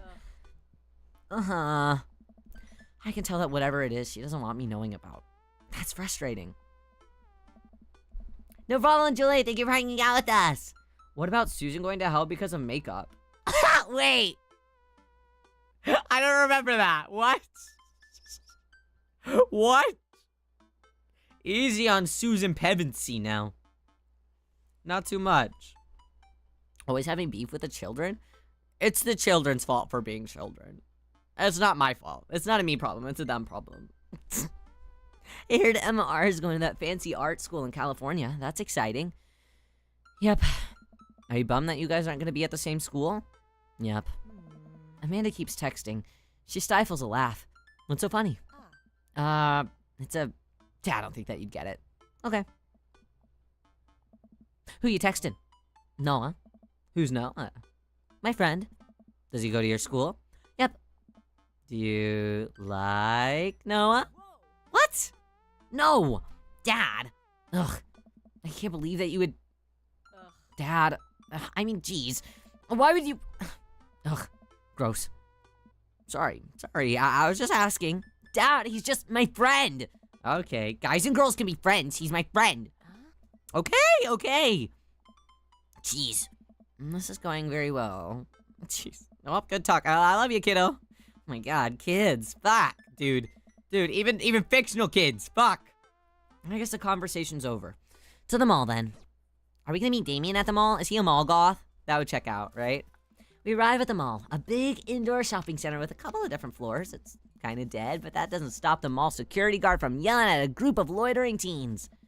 Let's eat something disgusting for dinner. Hell yeah! Language missy. Heck yeah? Better. We approach the food court and evaluate our options. There's a greasy restaurant after greasy restaurant, and my heart burns just looking at the menus. No one looks happy to be here. What are you in the mood for? Bread dipped in sugar? Bread with cheese on it? Or do you want me to just inject some fat directly into the bloodstream? They both sound good. All options. I extend my hand to her. will you do me the honor of sharing some nachos? Oh my god, nachos sound so good right now. Fuck! She takes my hand with a grin. It would make me the happiest, cheesiest girl alive. Ah! Chips and dip could cure me right now. Ah! We order a giant pile of chips and unnaturally orange cheese from a very unenthusiastic and possibly stoned teenager. We take a seat at a rickety table and dig in. These are bad. These are very bad, but also strangely delicious. You know, yeah, it has that, like, fake nacho taste.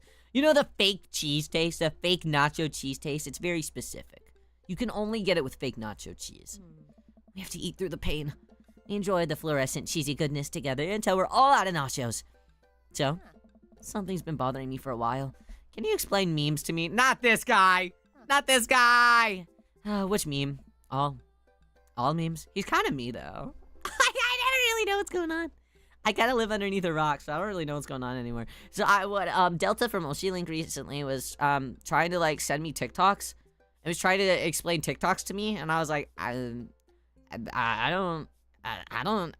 You're gonna have to be my TikTok dealer from now on. And he said, okay. So, he's gonna keep me in the loop. I'm really excited about it.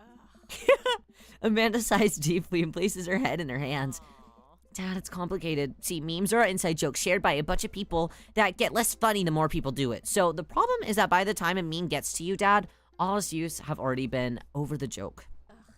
And what's worse is that the TVs and movies and video games will try to jump on the meme train, but just based on how long it takes to make them, the meme will be long dead by the time it comes out. So it just dates it, and it's not that funny. Oh my god, the Shrek movie! The Shrek movie! That's how it's gonna be for real. TikToks are his love language? Excellent. So I'm glad that, wow, that means that he loves me. Oh shit, what up? Oh shit, what up? Here come that boy. Oh shit, what up? It's kind of good now. It's so old that it's kind of good at this point, yeah? Anyways, changing the subject. Where to now? Want to go to the goth store? What? You know, the one that's all black and tries to establish itself as anti-establishment despite being the exact representation of the establishment? I don't know what store you're talking about. You know, the one where you can buy chain wallets and it's basically an assault on what people fought so hard against in the punk and hardcore movements of the 70s and 80s. Why is he going in so hard on this? He looks like a Spencer's dad. He does not need to be doing all this. You gotta be more specific. The one that you threw up in that one time. Oh, that one. So Hot Topic. Okay. No, this is more Spencer's than Hot Topic. I knew that we would be going to Spencer's. I knew that we would end up at Spencer's. How did I just know? Amanda runs into the store with me trailing behind her. She makes a beeline for the back. There it is. You can still see the outline, kinda. I'm so proud. Speech. Amanda. Speech, speech, speech, speech. All right, I'll do it if you stop chanting. Amanda stops immediately, and I clear my throat. Thank you all for joining us here today to commemorate a historic moment that would forever shape history. On a day very much like today, some 5 years ago, our very own Amanda and Otoharu had too much blue raspberry slushy on an outing to the mall. After bathing? Oh my god, help me. After begging her father to take her to Dead Goth and Beyond to buy a rainbow suspender, she proceeded to throw up all over the display of My Chemical Romance merchandise. Her loving father then had to pay for said merchandise, which to this day remains amongst our possessions. Fuck! Thank you! Amanda's moved. She begins clapping, slow at first, then faster and more vigorously. Several other patrons turn their head. One of them also starts clapping. I bow my head. Oh hey, chain wallets! While Amanda busies herself looking at band tees, I try to find something to interest myself. Not much for a dad to look at in Dead Goth and Beyond. 2 MCR references, so there's so, like, what is their damage with Gerard? Look at ironic mugs, band tees. I'll look at the clearance bin. Yeah, that's always fun. Big cardboard box of marked down items. I'm pretty sure $4 for purple liner is a good deal, I think. I wonder if I'd look good in purple eyeliner. Hell yeah, I would. Look, this is very important to me. I overhear a stifled argument at the cash register. An older gentleman is carrying a garment and is showing it to a bored-looking cashier with pink hair. It's me, I'm the cashier. I can see that. Don't know what to tell you, dude. I just work here. Listen, when I bought this online, the website said that the blouse was Victorian expired. However, when I received it, it clearly held the trademark of Edwardian dressage. Oh, Francis? Oh, should I make him Francis? Okay. Do you want a coupon? I can give you a coupon. Will you leave if I give you a coupon? Okay. Is there a manager present? People have to know what they're buying. I am the manager. I see. Well, it seems that I have understand my welcome. Good day, Sir Keeper.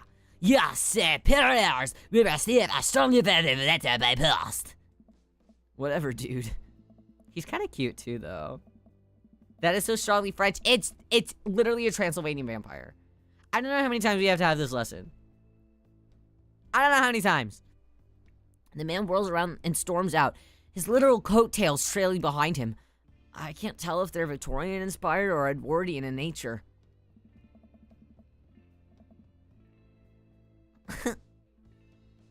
I can't understand a word you just said. Thankfully, they're subtitles. Amanda trots up with me with a t-shirt in her hand. Oh boy, here it comes. Hey, Dadtron 5000. Yes, I'll buy it for you. Wow, that was so easy. Thanks. At least it's only one this time. Amanda plops the shirt onto the counter and grins at the cashier. Guys, when can I meet Robert again? When can I meet Robert again? I love your hair. The cashier says nothing and rings Amanda up, radiating hatred. I hand her a 20. So what was that guy's deal? Cashier rolls her eyes so hard I'm worried she'll pull something. That's Damien. He's in here all the time. He's obsessed with Victorian fashion or whatever. She hands Amanda her bag and it's clear that the conversation is over. Girl, get over him. No, I'm not. I can't. I need him back. I need him back so bad. I need to go over to this crummy, messy place. And I'm gonna clean it up for him. We'll make our way out of the store and head home to get some rest. Amanda and I sit on the couch trying to find something to watch over bowls of ice cream. Oh, cool. Long Haul, Paranormal, Ice Road, Ghost Truckers is on. Your favorite, right? Oh, hell yeah. I thought I'll have to make it over the Canadian tundra before the ice roads melt. But they're also hunting ghosts. Also, the trucks are haunted. Sounds like some Travel Channel type bullshit. This is an episode I've already seen, but it's one of the best. Callum and Flint Dogbone, the twin brothers, truck driving and ghost hunting duo, find themselves in the greatest peril yet. Oh no! The ghost done got control of the truck! I can't steer on them there damn... Oh wait, no. Callum. Yeah, he definitely sounds like... Oh no! The ghost done got control of the trucks! I can't steer on them there ice roads! Let me use this AVP meeting trying to communicate with the spirits. Blame, we're about to die! Almost got it. If you listen carefully, it sounds like it's saying, you're going to die. That's because we're about to die, you... This is art. The episode ends and Amanda excuses herself to go and start arguments on the internet. Stay up a little longer, curious about the exploits of Callum and Flint Dogbone after their disastrous ice road accident. And afterward, I crawl into bed and get a good night's sleep. Finally, an accent that isn't French. It's almost worse, though. You know? You're so good at this accent. Thanks, I've got a lot of practice. Morning, sleepyhead. 5 more minutes. You've never ever let me have 5 more minutes, so get up. I'm pretty sure you can't get Robert's good end if you got freaky with... Fuck! Wait, I mean, what else was I supposed to do? Not get freaky with him? Be so for real with me right now. Be so for real with me right now. I was supposed to. That's what was going to have to happen. I couldn't tell him no. He invited me. You know. What am I supposed to do? Turn down a handsome gentleman? Have some self-respect. No.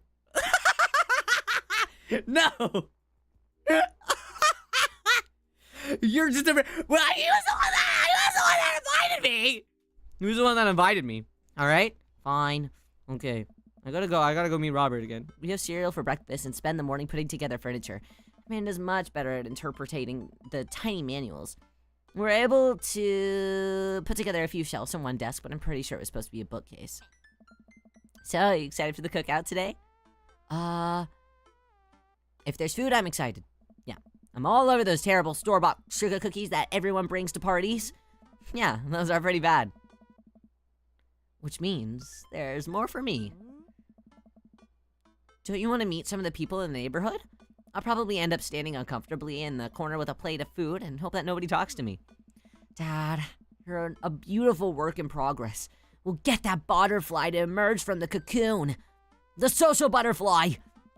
Well, we better start getting ready. We definitely don't want to be late. Is this where I get to pick a man? Who do you guys think I'm gonna pick? I like Frosted Sugar. I like them too! I like them too. What? No, we have to be fashionably late. Who shows up to a cookout on time? You know what? We're going early, just because you said that. I head out the door and Amanda reluctantly follows. We walk across the street to Joseph's house and with a store-bought veggie plate. I'm a terrible cook if it doesn't involve a grill. He's a grill dad. I guess we're not as early as we thought. Joseph's backyard is already packed with people and the smell of hot dogs wafts throughout the air. Small children run throughout a sprinkler and adults chat in small clusters.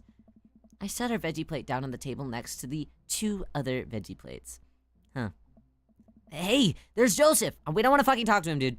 I wave to get his attention, and the moment he sees us, he jogs over, arms open wide. Welcome. I'm glad that you 2 are here. And you brought veggies. Let me introduce you to my family. Kids, come on over here. This is Chris, my eldest. Hi. This is Christian and Christy. They're twins. They stare creepily and say nothing. Right. Then, of course, there's our youngest. Chris. Wait, where's Chris? Chris? He fucking hates his kids. Oh no, it's the woman from the bar the other night. What's she doing here? Oh, and how could I forget my lovely wife, Mary? Joseph pecks her on the cheek and she smiles. Is she his beard? Are they beards? They should be beards, right? They're beards. Okay, that's just how it is in my brain. Okay. Mary, sweetheart, did you put Chris to bed? I'll have to go look for him. To go look for him? What? You'll have to... Joseph takes a moment to regain his composure. Mary, this is our new neighbor, Rio and his daughter, Amanda. They're in a lavender marriage till... Yeah, that's the one, that's the one. I shake your hand, but I have a glass of wine that I need to tend to. Good for her. I love her. You know, kind of me too. Nice to meet you, Mary, for the first time. Charmed. We'll have to go over there now. Are they swingers? Probably, right? Mary leaves. Oh god, this is so awkward. I wonder if Joseph knows. I wonder if Mary knows that Joseph knows. I wonder if Joseph knows that Mary knows that I know. It takes all of my energy to not run away from the barbecue and start fresh in a new city. My wife has a wonderful sense of humor. But please, you 2 enjoy the barbecue. All the guys are really excited to meet you. Amanda and I mill around and try to find some food spread out on the table. I pick out some deviled eggs, and Amanda grabs a small paper plate, and immediately begins piling it with baked goods. I don't want to have to make friends. Come on, Dad. Who are you going to party with whenever I go off to school? When I don't want to have to do pleasantries? Dad. Ugh. I gotta talk about weather. Go, do it. Make a friend. How can I possibly abandon my only child at a social function? That's bad parenting. This plate of cookies is my new dad. Bye. Amanda shoves me into the center of the yard. Well, here goes nothing. I look around the party and I'm surprised to see some familiar faces. Isn't that the barista from the Coffee Spoon? Oh, dang. Robert's here? Didn't that guy throw a frisbee at my head? Isn't that the guy throwing a fit at Dead Goth and Beyond? And isn't that Amanda's teacher? Hey, I know, Craig. But wait a second. All these people live in our cul-de-sac? That can't be right. I'd better investigate.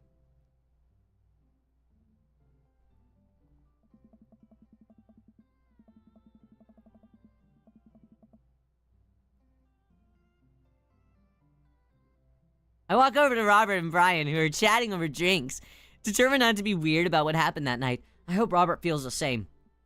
Hey, guys, Rio. What? What? What? What? Say it. Say it. Hey, guys. Rio! How the heck are ya? Settling into the neighborhood all right? Oh, you betcha. Got the living room in order, at least. That's great to hear. I've been doing some living room work as well. Finally got the 50-inch in there. The game looks great in high def. Not the game again. Oh boy. Rio, have you met Robert yet? Yes. I believe we met briefly. Damn. Hey. Robert takes a long sip of whiskey. Robert robotically extends a hand and I shake it as he stares unblinkingly into my eyes. Oh god, what does it mean? How's it going? That's good. Robert focuses on the whiskey he's holding, and he takes a long sip. Great. Look at my friends becoming friends. Us dads gotta stick together, you know? Us dads? Robert has a kid? Oh, I didn't know that you had kids. Robert continues to stare at me. Jesus, does this guy ever blink? Yep. Cool. Yeah, that's cool. We stand in an incredibly uncomfortable silence for several moments until, we gotta get off this haunted truck. Oh no, the ghost locked the doors. Daisy and Amanda run up to us. Thank God. Quick, hit the emergency escape button. But trucks don't have emergency escape buttons. Then hit the brake, I guess, and we'll get out of the truck. The imaginary truck? Anyways, we're safe from the ghost, but how will we ever survive the Arctic tundra? Daisy, you must have to eat me. Are you prepared to do that? I'm prepared to do anything to survive. That's cold-blooded. I like it. Although I'm not sure if I have the materials required to properly cook you. Wait a second, are you guys playing Long Haul Ice Road Paranormal Ghost Truckers? Yeah, Amanda and I love that show. It's the best, especially that episode where Callum hides Flint's keys and Flint retaliates by breaking an ancient cursed urn and sending the spirit after him. Yeah, it's such a quality reality television show. All right, Daisy, I found us a couple of bugs. Those are gonna make a great meal. Lots of protein. Gonna keep us from starving out here in the harsh, icy wasteland. But there's a whole table of food right over the... Daisy, it's a game. We're playing pretend. It's what kids do. A little. Amanda gives Daisy a handful of gummy worms from the snack table. They eat them with mock disgust. Let's go find kindling for a fire. Okay, no, Robert, where are you going? But not an actual fire, because we're playing pretend? Now you're getting it. Daisy and Amanda run off. What a cute couple of kids. I turn my attention back to the conversation, but wait, where did Robert go? Robert. I skim the party and find him in a corner talking to Mary. Does he not want to talk? Man, I've never seen her get along with anyone so quickly. I snap out of my Robert-induced haze. Man. I guess Amanda just sort of has a way with kids. That's kind of amazing. Daisy doesn't really get along with kids her age.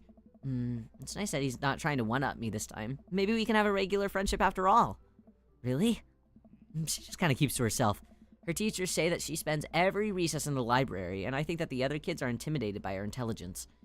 There it is. I wouldn't worry about it too much.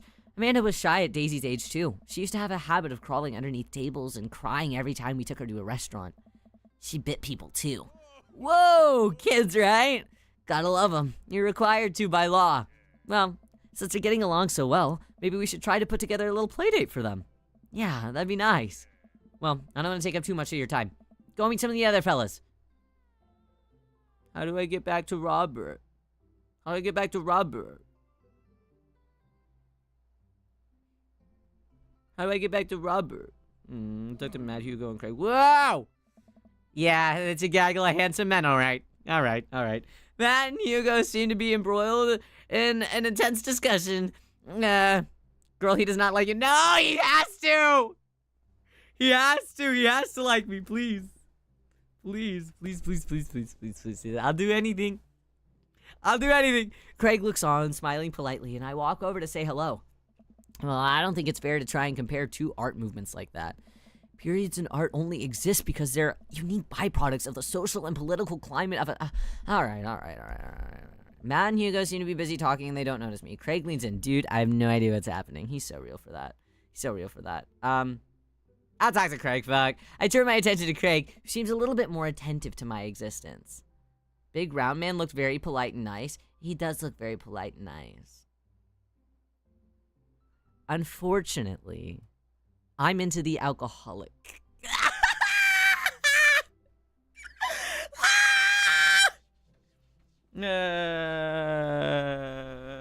Rinya wants it. Yeah, Rinya, your dad's making bad decisions. Come in.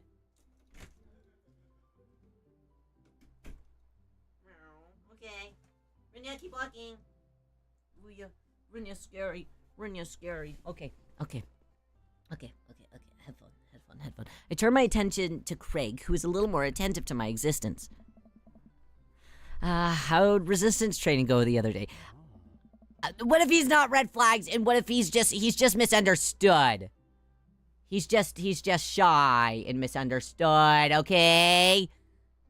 Alright, I gotta get to know him. Maybe he's a red flag at first, but maybe he's not actually a red flag, you know what I mean?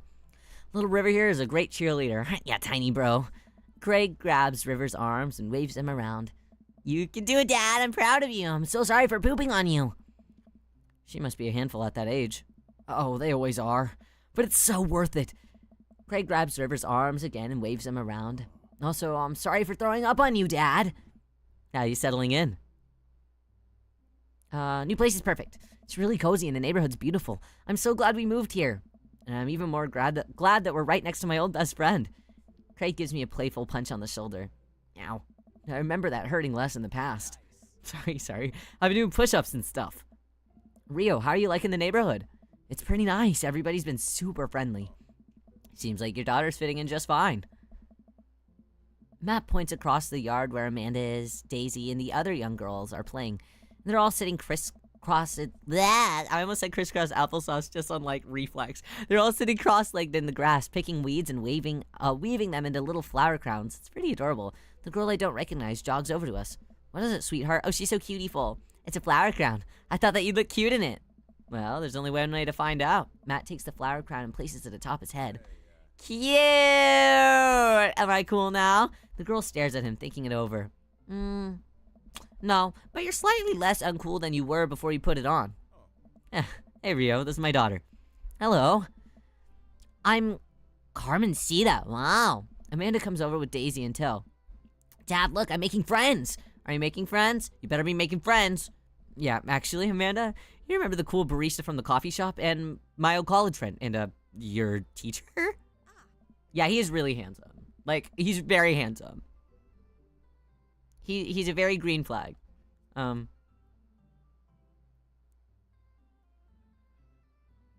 So, I can't. Because he doesn't need to be fixed. You know? So I can't, you know? I need somebody that I can fix. So, okay. Yeah, we're neighbors. You still gonna get me over that overdue term paper? Great seeing ya. Amanda finger guns her way out of the conversation like a champ. She learned the finger guns move from me. I'm very proud of that one. She's definitely a charmer. Speaking of which, where did my son go? Hugo looks around the party. He must finally spot him because his eyes go wide. Ernest Hemingway Vega, are you smoking? Ernest is holding a lit cigarette. Nope. I see Ernest across the way. He casually takes a long drag of a cigarette and then flicks it into a gutter. Unbelievable. Excuse me. You must love projects? I love projects. That's why I'm a workaholic. Addicted to the grind, you know? Hugo marches over to Ernest, and I turn my attention to Matt and Craig. Kids, right? Man, I do not envy Hugo. The last barbecue we had, Ernest tried to shove a sparkler down Joseph's pants. Nearly burned down half of the yard. And the barbecue we had before that, he actually burned down half of the yard. And then it spread onto my lawn and burned down half of my yard, too. Hugo walks back over to us, dragging Ernest behind him. Hey, everybody. Sorry about that, Rio. This is my son, Ernest. Hello. Ernest looks away, sulking, his hands shoved deep into his pockets. Hugo nudges him impatiently. Hey, nice to meet you, Ernest. What grade are you in? Doesn't matter. Ernest! Okay, I'm in the 8th grade. God, are you happy now? I'm sure that you were just dying to know. Yeah, good for you. Can I go now? I'm tired of talking to old dudes who blame my generation for failing the economy. Ouch. Ernest! Damn. Oh yeah, because I'm totally embarrassing you. Ernest puts earbuds in and storms off to stand out in the corner. Well, that was certainly something. He seemed nice. Hugo puts his head in his hands and sighs. I'm so sorry, he's having a really rough time. As much as I want to be the cool dad, I have to be the authoritarian dad, and he clearly resents me for that. I mean, I think as a dad and a teacher, that's about as authoritarian as you can get. Honestly, are any of us cool dads? Is it even possible to be a cool dad? What? I'm as cool as a cucumber. See? That right there. You can't say that. My kids think I'm cool. But for how long, Craig? How long do we get to be the cool dads? I don't know. Matt will always be a cool dad, I think. I think we just have to accept the fact that as dads, we've become the machine that we once raged against and accept our fate to unironically wear socks with sandals. Your kids may think that you're cool now, but the moment they hit puberty, you're doomed. Amanda's 18 and she still thinks that I'm cool. I yell across the yard to my daughter, Amanda, I'm cool, right? Amanda just laughs. She keeps laughing. I see your point. As much as we all want it, I don't think it's as important to be a cool dad as it is to be a good dad. We can't all be best friends with our kids. It just doesn't work. I mean, look at me and Ernest. Our job as parents is to make sure that our kids turn out okay. Yeah, you're right. But it'd be nice to have it both ways. Hearing these guys talk about it makes me think of my relationship with Amanda. We get along so well, but there might come a time where it won't be like that. Is college when that happens? Don't let us eat up your time, Rio. Go meet some other cool people around the neighborhood. Joseph and Damien. Joseph and Damien together seems like a very interesting combo.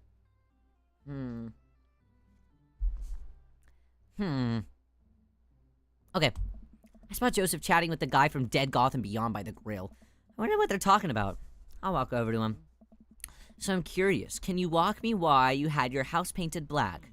Where do I even start? The house's women's winter provides an authentic contrast to visit the neighborhood and it complements the crimson of the Bavaria. It's definitely a interesting choice. Second, our brother, my blood. Rio, I was just having a conversation with Damien here about his aesthetic design choices. Damien regards me up and down with a warm but critical eye. I don't believe that I've had the pleasure. I think I saw you in Dead Gotham Beyond the other day. Damien's face turns bright red. I must apologize for my behavior on that day. You see, I take your slice down there seriously, and to be caught up in the ruse of such a corporation as Dead Gotham Beyond was profoundly frustrating indeed. Asking me if he likes Castlevania? Yes, I like Castlevania.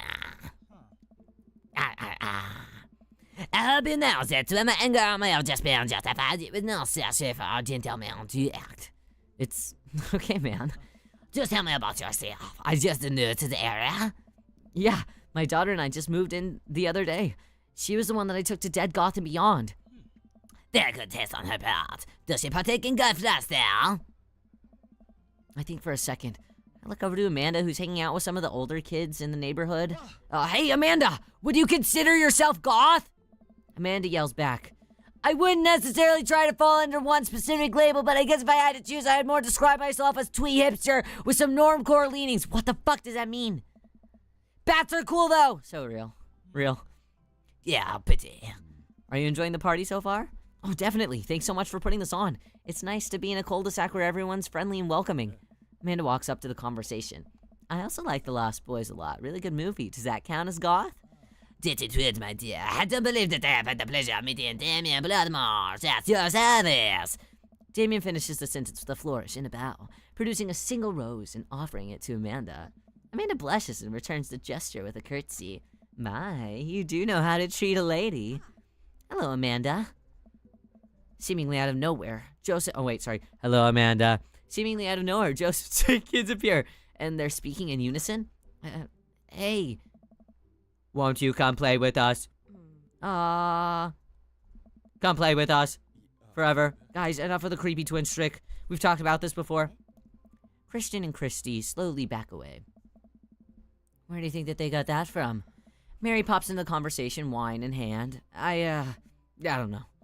Mary takes a long sip of the wine. Is it too late to switch Oshi's? No, please. I think Rio's cute whenever he does silly. Really? You like it? I'm happy. The delightful chin print top. I'm seeing that his kids look like those scary white kids from the Codename Kids Next Door. Exactly. I think I might have taped over VeggieTales VHS with The Shining. Who knows? Okay, this diva. She takes another sip of her wine. Where's Krish?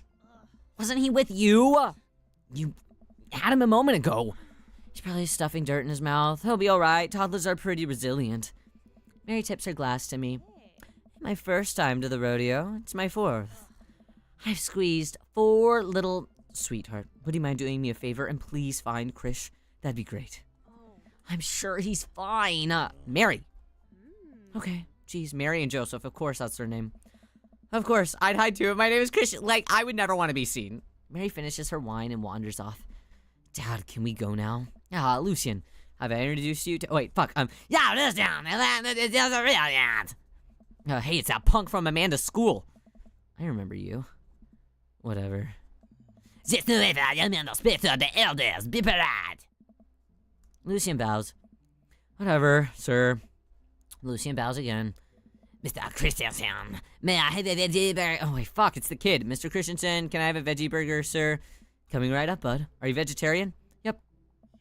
But there are two veggie burgers. Did you know that some people in the Victorian era were vegetarians? They describe carnivorous people such as bloodlappers. Dad. That's really interesting, Damien. Joseph turns to the grill, just a hint of tattoos peeking out from underneath his sleeve. I can't believe that he didn't notice it before. Looks like the bottom of an anchor. Whoa, is that a tattoo? Yep. I was always a youth pastor, you know? That's so cool. Want to see mine? That! Lucian pulls back some rubber bracelets, revealing a lopsided 666 in black ink. My buddy gave me the stick and poke tattoo last week. Think it's healing up pretty well. Lucian! We'll talk about this later. That's pretty cool. What's the significance of the tattoo? I don't know. I just thought it looked sick.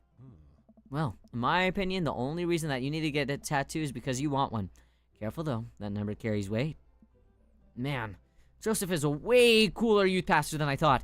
I just figured youth pastors popping out of the womb with a Bible.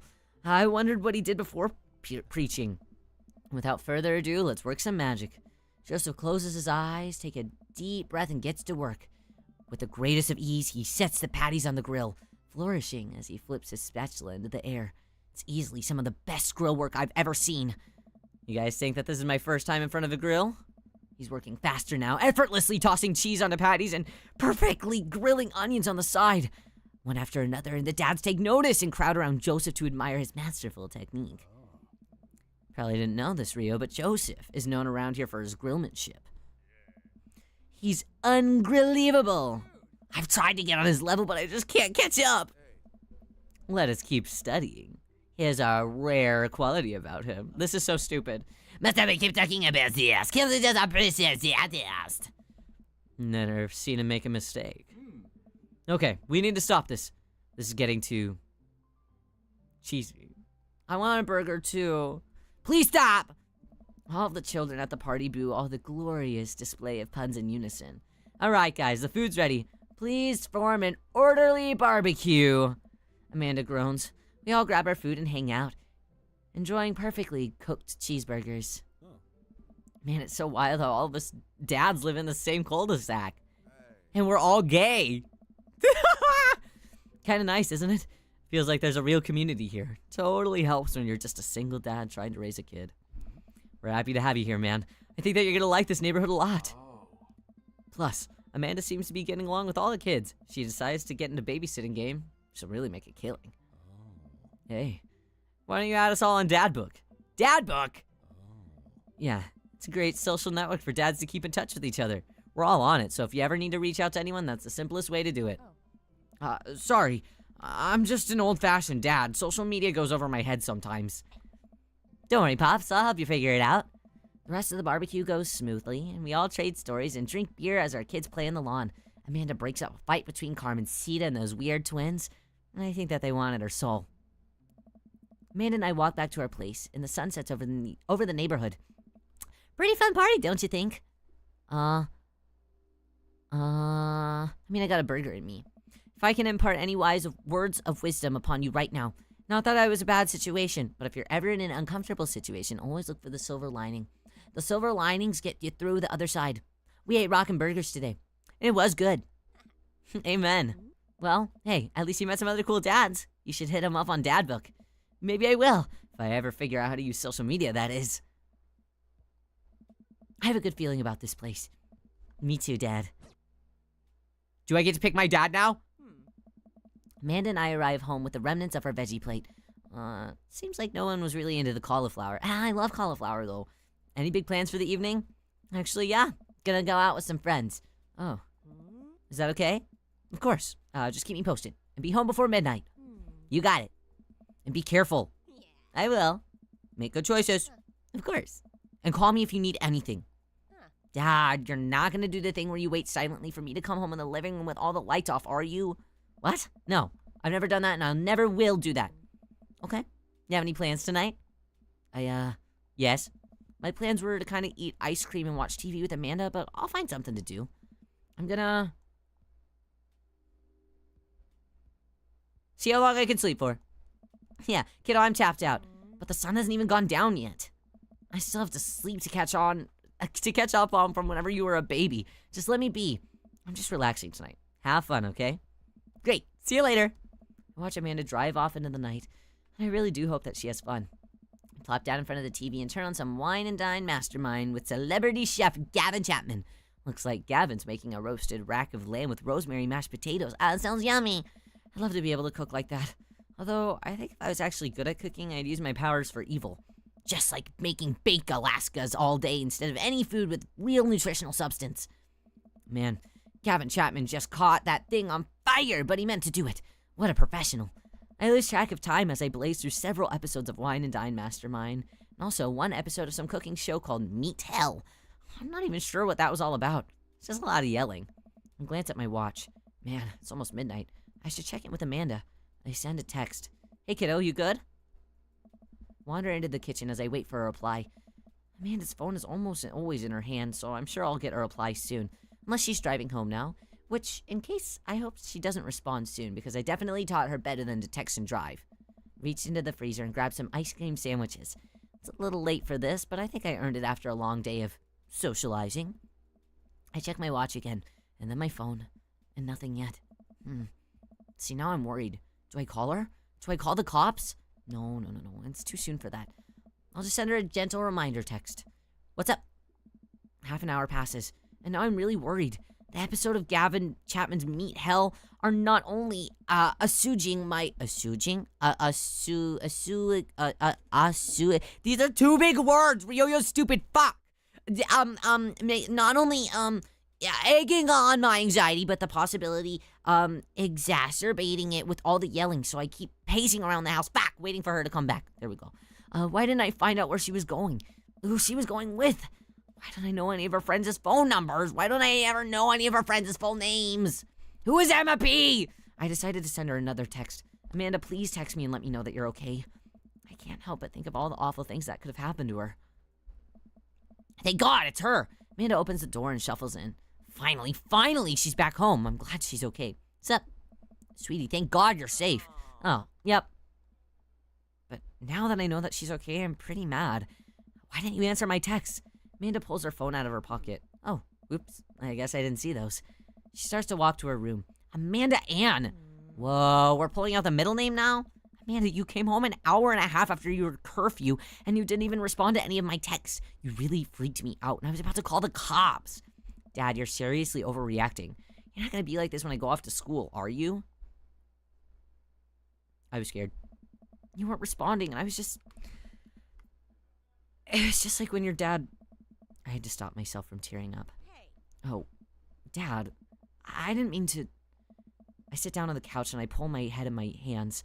I feel very tired all of a sudden. You just really scared me. Just please don't do that again. All right. I'm gonna go to bed now. Damn. Amanda closes the door to her room and I head to mine. Jeez. As I'm falling asleep, one thing she said keeps echoing in my mind. You're not gonna be like this when I go off to school, are you? I definitely didn't sleep well last night. I brewed some strong coffee and making some scrambled eggs for Amanda as a peace offering. She eventually wanders into the kitchen. Hey, I thought about what you said last night. I should have texted you. I said I was gonna do it and I didn't. I honestly just didn't even think about it. I'm really sorry, Pops, and I won't do it again. Well, I'm sorry for freaking out on you. You're an adult now. I shouldn't have gotten so worked up. Team Otoharu? Team Otoharu. Yeah, you hear that, you guys? Team Otoharu. Plus Robert. Yeah. And then my last name is gonna be whatever his last name is. Yeah. Amanda gives me a hug. Want some eggs? You know it. Sprinkle some cheese on them? Already did. Bless you! Amanda scarfs down the eggs in the time that it takes me to wash the pan. Alright, I'm off to school. Smell you later. Wait, one more thing before you go. What? What's DADBook? It's a social media platform. Wait, what? What's a social media platform? He's just like me for real. Dad, I have to go to school. Come on, Amanda, I'm an old man. I can't put together a DADBook profile on my own. Alright, I'll help you because I'll help you sound interesting on the internet. Amanda spends the next couple of minutes setting up my profile on DADBook, which turns out is a place where dads can get together and talk about fatherhood. Alright, Pops, we gotta fill out your profile. Let's set up some likes and dislikes. On a Friday night, you're most likely to... Uh-oh. Okay. Polish and sort my coin collection, Netflix and grill, fall asleep watching History Channel. Torment my kids with dad puns, sink into blissful oblivion. Fall asleep watching the History Channel. Yeah. If you had one thing to take with you on a deserted island, what would it be? Trusty grill, lost shaker of salt, Castaway on DVD, but we don't have a DVD player, you fucking idiot. I don't need anything. A boat, obviously. A boat would be nice. A boat. What are your turn-ons? Strong dad arms, tennis shoes with long white socks. No, never. Well-manicured lawn. Ugh. Street smarts, maybe. Top-tier grillmanship, comfortable with crying. Ooh. Strong dad arms or street smarts or comfortable with crying. Ooh. Comfortable with crying. What do you want to be whenever you grew up? Technical writer for manuals and instructionals. Salty boat captain, pro skater who's also an astronaut, a good father, or the president of space. Probably a technical writer. That sounds kind of fun. What's your favorite movie genre? War documentary, Sean Connery's entire filmography, anything on Laserdisc, work. Romantic comedies, whatever will make me cry, or old comedies that haven't aged well. Whatever's gonna make me cry. Ideal date. Napping together, 1,000-piece puzzle, healthy dinner at 4 p.m., geocache. Ooh, but getting lost, arson, and being emotionally vulnerable. Geocaching and getting lost. What do you never leave home without? A cardigan? That's kinda... I feel like I don't even need to... read the rest. I always wear a cardigan. Yeah, a sensible cardigan for sure. Spent a lot of time thinking about conspiracy theories, how proud I am of my child, potential ends of the world, if I'll ever be able to love myself as much as I love my girl. That's crazy. When I could get an next cup of coffee. Well, yeah, kinda. Profile complete. See, that wasn't so bad. Yeah, that was actually kind of fun. I could totally spend all day on here just looking at people's profiles. You should message one of them. Or more than one of them. All these dads seem pretty interesting. Okay. I promise I'll make some friends. Amanda gives me a hug. Go get him, Dad. Dad, book time. Welcome. Oh, fuck. Got dads. I mean... It's me, your dear old friend from back in the day, Dad Manda. I'm delighted to see you've signed up for Dadbook. They recently added this exciting new messenger service, so you may find yourself receiving messages from other dads, like myself. Take care not to miss them. Thank you so much, Dad Manda. Guys, I mean...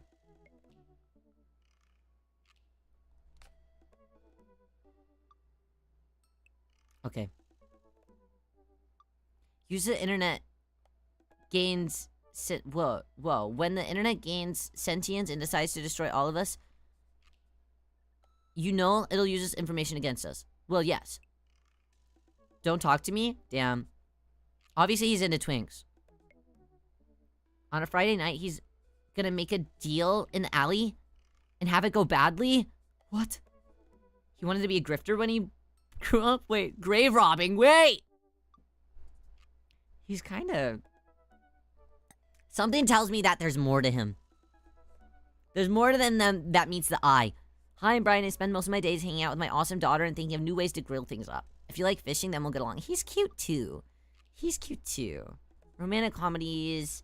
He likes his portable fishing pole. He wanted to be a fireman. That's cute. I already know Craig. We can't do Craig because I've already done Craig, you know? Matt, avid music enthusiast, passionate coffee drinker. God, I mean, he can make me silly drinks and he'll talk to me about music, but would he be too pretentious?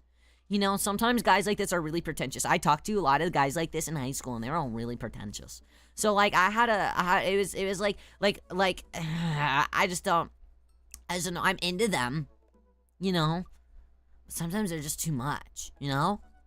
Never leave home without his headphones. Yeah, in ear and over ear. Yeah. Man, that's a good idea. Matt's a great guy. He is a great guy. Damien. Whoa, this is a whole... How do you do? I'm sadly to join this information superhighway. He wants to take his coffin with him. Pronouncing bosom correctly? That's a turn on? He's very interesting. Darkwave Club in Berlin. He's crazy. I can't. Hugo, I like Hugo. Hypothetically. Oh, he's into muscles, though. I'm a twink. It'll never work. He's bear for bear. That'll never work for me. Joseph, I just... No, I can't. Sorry, guys. I have to message Robert. I apologize. I apologize. I apologize. Robert was pretty nice. A little odd, but nice. And ruggedly handsome. We should hang out. I type out a message to him on Dadbook. Hey, Robert, good seeing you again at the cookout. Want to grab a drink? I sit there for a couple seconds, hoping he'll message me back. Ah, fuck. Hey, it says that he read my message.